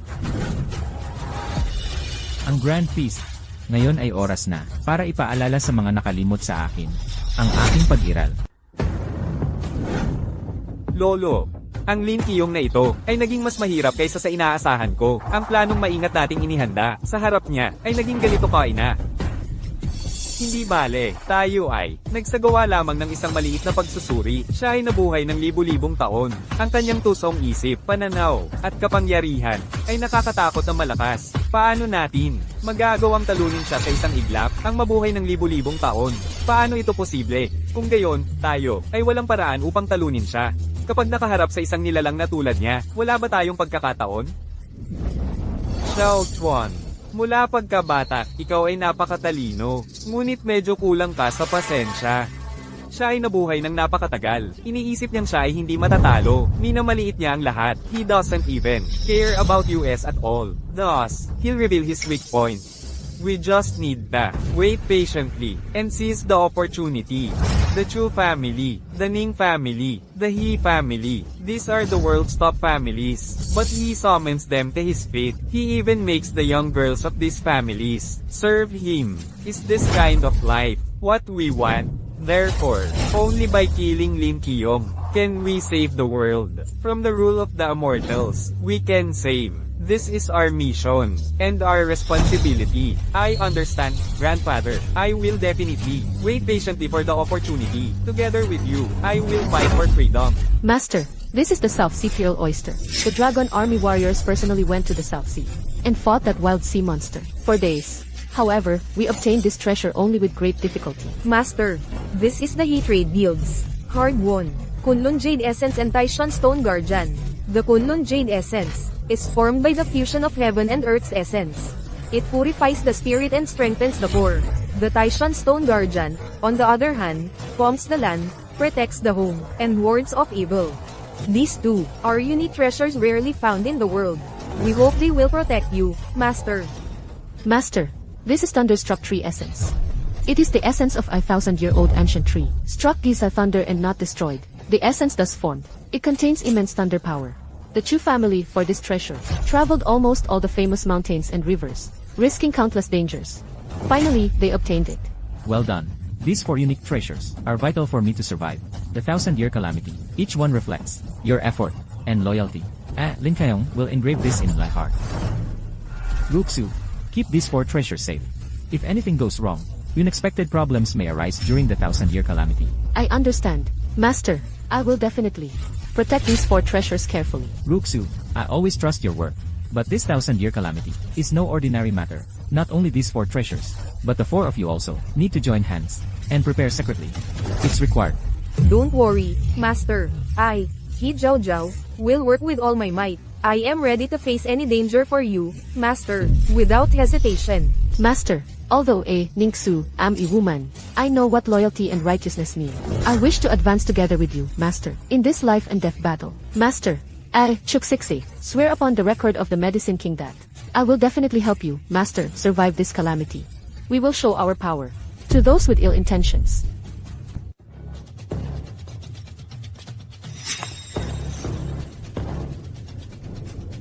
Nakita mo ba? Ayan na, ang pinaka-prestihiyosong dokumento para makapasok sa imbitasyon. Hindi tulad ng ibang tao. Pinipilit na pumasok ng walang imbitasyon. Kaiyahiya talaga. Ang imbitasyon ngayong araw. Isang okasyon kung saan nagtipon ng mga kilalang tao mula sa iba't ibang larangan. Huwag basta-basta, magpapapasok ng kahit sino. Baka masira ang kasiyahan ng lahat. HMM. Ginoong Bai, tuloy po kayo. Magandang araw po, Ginoo. Bakita po ninyo ang inyong imbitasyon. Huwag kang magalit. Ito, ang mukhang ito, ang taong iginagalang namin sa aming tahanan, at ang larawan ng maalamat na tao, magkamukhang magkamukha. Baka sakali. Baka siya kaya? Lin, Ginoong Lin, hindi na ninyo kailangan ng imbitasyon. Isasama ko na po kayo kaagad sa loob. Anong nangyayari? Lin Qiyong. Wala siyang imbitasyon. Paano siya nakapasok? Impossible. Tiyak na may pagkakamali. Sino yan? Ang mga gwardya ay napakagalang sa kanya. Hindi ko alam. Pero mukhang isang mahalagang tao. Siguro nga, galing kaya sa isang lihim na pamilya, tagapagmana. Nakuha ko na. Ang gwardyang yun ay tiyak na kamag-anak ni Lim Kyong. Kung hindi, paano posible? Napapasukin siya? At saka, ganun na lang ang paggalang sa kanya? Tama. Tiyak na tinanggap ng gwardiya ang suhol mula kay Lin Kyong. O kaya naman, magkamag-anak na talaga sila. Kung hindi, bakit nila siya pagbibigyan? Lim Kyong, wala siyang imbitasyon. Isang malaking tao na nakapasok ng pailalim. Ang yabang talaga. Kahit sa ganitong kapaligiran, nangahas pa ring magpaloko ng gwardiya sa pamamagitan ng suhol para makapasok. Ni hindi nahihiya. Sa panahon ngayon, talagang kahit sino na lang ang pumupunta sa aming marangyang bulwagang pang-imbitasyon. Tumingin ka nga sa sarili mo, karapat-dapat ka ba o hindi? Ganon nga. Umaasa lang, sa maling koneksyon, at pumapasok ng pailalim. Talagang nadungisan ang imbitasyong ito. Kayo, Lim Kyong, tumingin ka nga sa kalagayan mo. Ang isang marangal na bulwagang pang-imbitasyon ay para sa tulad mo ba? Hindi ka ba nahihiya sa kahabag-habag mong anyo na nadudumihan mo ang carpet ng bulwagang ito? tama. Take a look at the guests around you. They are all prominent figures in society. People from high positions. Now look at yourself. How poorly dressed you are. You look like a beggar. And you're not even afraid of embarrassing yourself. Absolutely. What is the organizer thinking? Letting someone like this in. Maybe, he's a poor relative of some security guard. Brought him in, so he can see the world. Beichuan, Li Wanyu, and you feel you're so eager to jump out and mock me, simply because of the unease and jealousy within you. You think that, with these simple methods, you can embarrass me. You! Cut the nonsense. We just can't stand it that you use connections to sneak in through the back door. In that case, come on. Take out your invitation and show it to everyone. Let's see if you have the right to attend this banquet. This is my proof. The identity and status it represents are of a kind that your invitations can't even come close to. This Jade. I feel like I've heard from my elders. It seems like a token of a supreme being. Right, the identity represented by this jade is extremely prestigious. Those who possess it always hold very high status. We really have failed to recognize who we're dealing with. What's coincidence? I also have jade like this. I wonder where yours was stolen from, or is it fake? If your identity is prestigious, then isn't mine equally prestigious? That's right. Maybe yours is an imitation of Miss Lee's. Exactly. How can this be a coincidence? Maybe, he's just using a fake to deceive people. Li Wanyu, your jade is indeed identical to the one in my hand, because this jade is the engagement ring I gave to the Li family. How is this possible? Could it be that Li Wanyu and Lin Kyong were engaged? This plot is so exciting. Exactly. What exactly does this mean? Paano nangyari na, biglang, may lumitaw na singsing sa kasal? Si Lin Kyong, ang taong itinapon ko ang kasunduan, ay isang walang kwentang tao lang na pinatira namin sa bahay. Noong una, ang aming pamilyang Lee ay naawa sa kanya kaya pinatira namin siya. Pero ano ang nangyari? Ngayon, dinala niya ang jade na iyon at nagmamagaling dito. Tumingin ka nga sa sarili mo. Ano ba ang halaga mo? Akala mo ba talagang sa pamamagitan ng isang pirasong jade ay makakalaya ka na sa kahiyan? Kaya, itigil mo na ang pagpapanggap dito. Nasira na ang kasunduan. Hanggang ngayon, daladala mo pa rin ang lumang singsing sa kasal para magyabang. Hindi ba nakakatawa yon? Nakuha ko na. Ikaw ay umaasa lang sa jade na ito para makipagkaibigan sa mga mayayaman dito. Tingnan mo nga ang sarili mong kalagayan ngayon. Gusto mo pang magpasikat sa bulwagang ito ng piging. Ngayon, ibabalik ko ang pangit na jade na ito sa iyo. Mula ngayon, huwag mo nang ilabas ito para hindi ka mapahiya.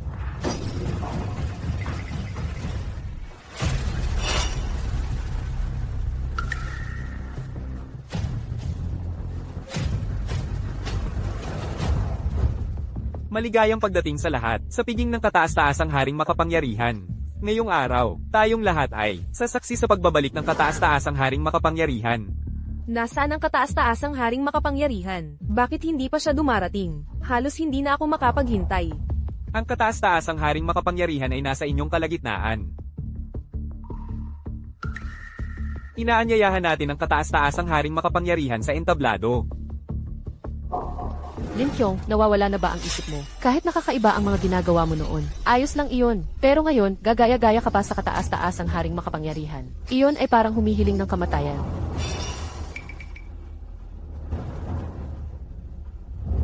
Ako ang kataas-taasang haring makapangyarihan.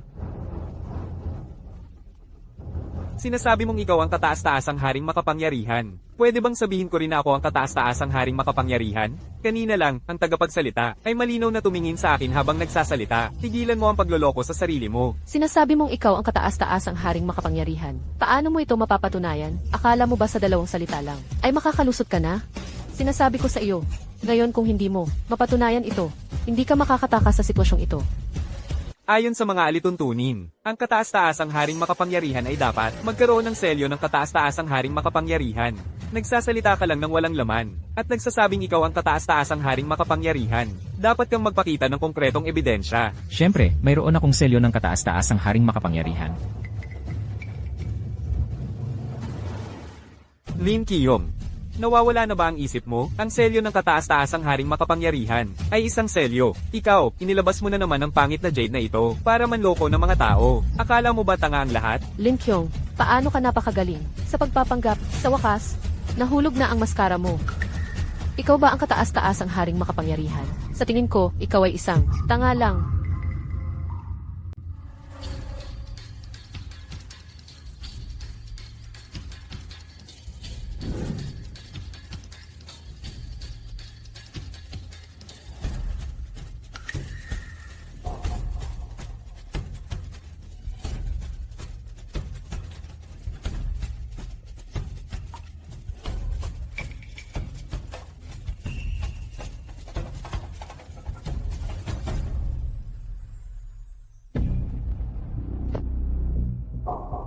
How can this be? How can this be?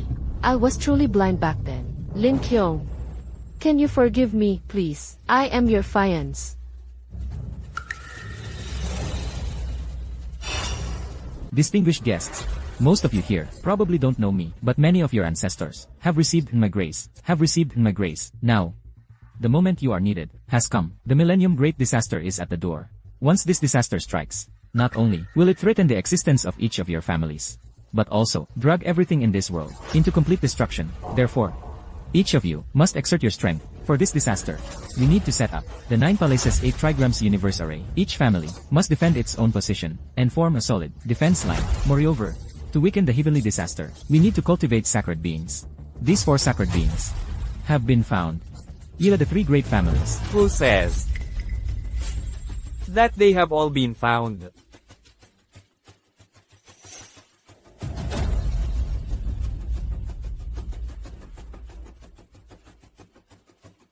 How can this be? I already gave Ningxu the order to keep the Thunderstruck Tree Heart under tight protection with 4 people. The Thunderstruck Tree Heart. This is impossible. Look, who is this?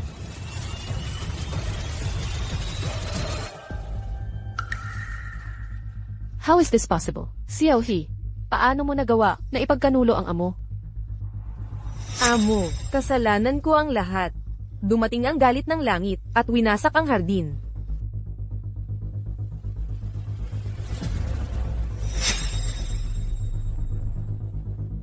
Kung gayon, mula pa noon, ikaw pala ay Tingnan din ninyo, kaninong aso ito? Bei Inzhou. Akala mo ba kapag nakuha mo ito, ang essence ng puno na tinamaan ng kidlat, may magbabago, ang 1,000 taong sakuna, ay hindi isang bagay na, madali mong mapamahalaan. Tigilan mo ang pagpapanggap na kalmado. Kung wala ang essence ng puno na tinamaan ng kidlat, sa ilalim ng galit ng langit, magiging alikabok ka.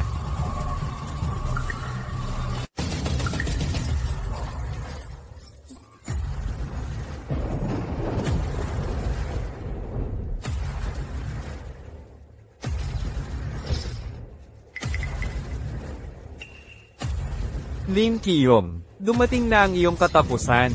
5,000 taon kang nabuhay. Oras na para mamatay ka.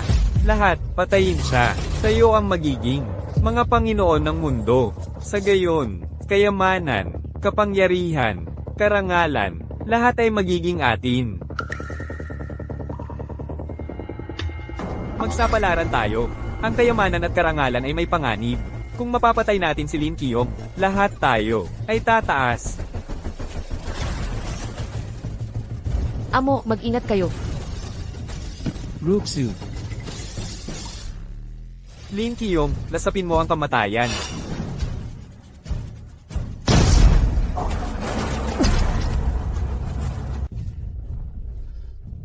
Kayo, mga nilinlang ni Bai Inzao, hindi pa rin kayo nagsisisi.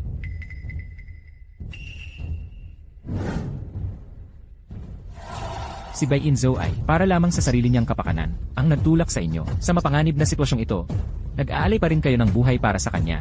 Napakatanga naman nito.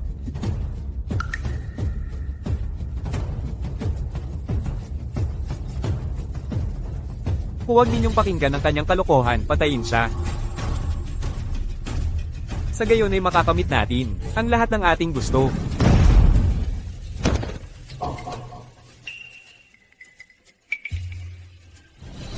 Paano siya naging ganito kalakas? Kahit na, sa ganito kadaling paraan, nakakasagot siya. Hindi ito tao, Lim Kiyom. Dumating na ang iyong katapusan. Diyos Tengo. Dali, pumunta ka rito. Tulungan mo ako. Lipunin ang walang pamatayang demonyong ito. Ikaw pala si Lim Kiyom. Ang palalong tao, na gustong mamuno sa mundo gamit ang walang pamatayang katawan. Ngayon, wawasakin kita. Para sa mundong ito, wala nang sinuman ang maglakas loob na sumalungat sa aking autoridad. Thank you, swertihan lang na, minana mo ang isang patak ng aking dugo. At nabuhay ka ng mas matagal. Paano ka naglakas loob na magmayabang sa harap ko? Lim Kiyom, ngayon, nasugatan ka ng sakuna mula sa langit. Ang iyong enerhiya ay lubusang nag-ulo. Paano ka makakalaban sa akin? Ngayon, malalasap ko ang kamatayan.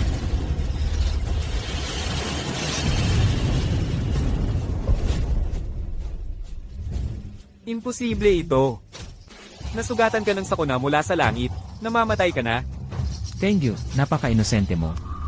Ang lahat ng ito ay bahagi lamang ng laro na maingat kong binuo. Ang layunin ko ay ilantad ang mga tulad mo na may masamang hangarin at gustong guluhin ang kaayusan ng mundo. Kailangan kong magpakahirap ng kaunti. Itim,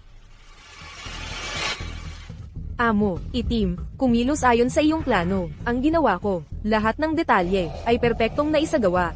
Wala kaming iniwang butas. magaling, Itim, labis akong nasiyahan sa iyong pagganap. Salamat po, Amo. Lim Kiyom, nasapin mo ang kamatayan.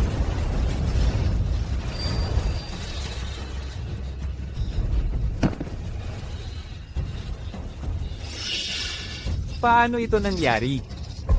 Nasugatan ka ng sakuna mula sa langit.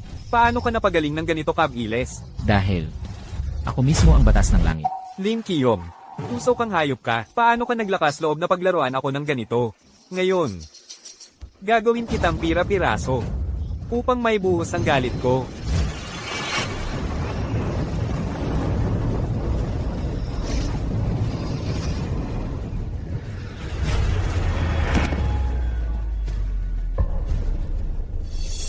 Imposible. Ano ka ba talaga? Thank you, ako ang daan ng langit. Lahat ng bagay sa mundong ito ay nasa ilalim ng aking kontrol. Ngayon, ipapakita ko sa iyo ang kapangyarihan ng daan ng langit. Ipapakita ko sa iyo kung ano ang ibig sabihin ng isang langgam na nagsisikap patumbahin ang elepante. Pagiging walang alam sa sarili.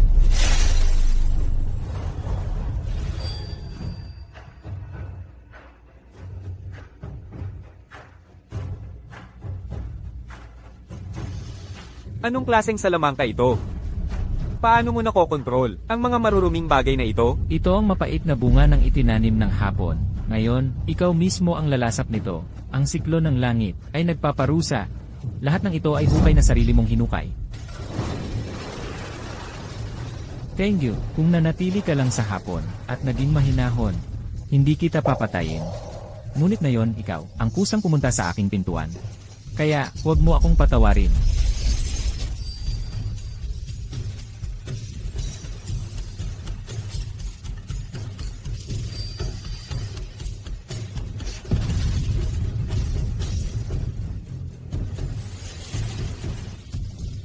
Ang mga nangyari ngayon ay maging aral para sa lahat.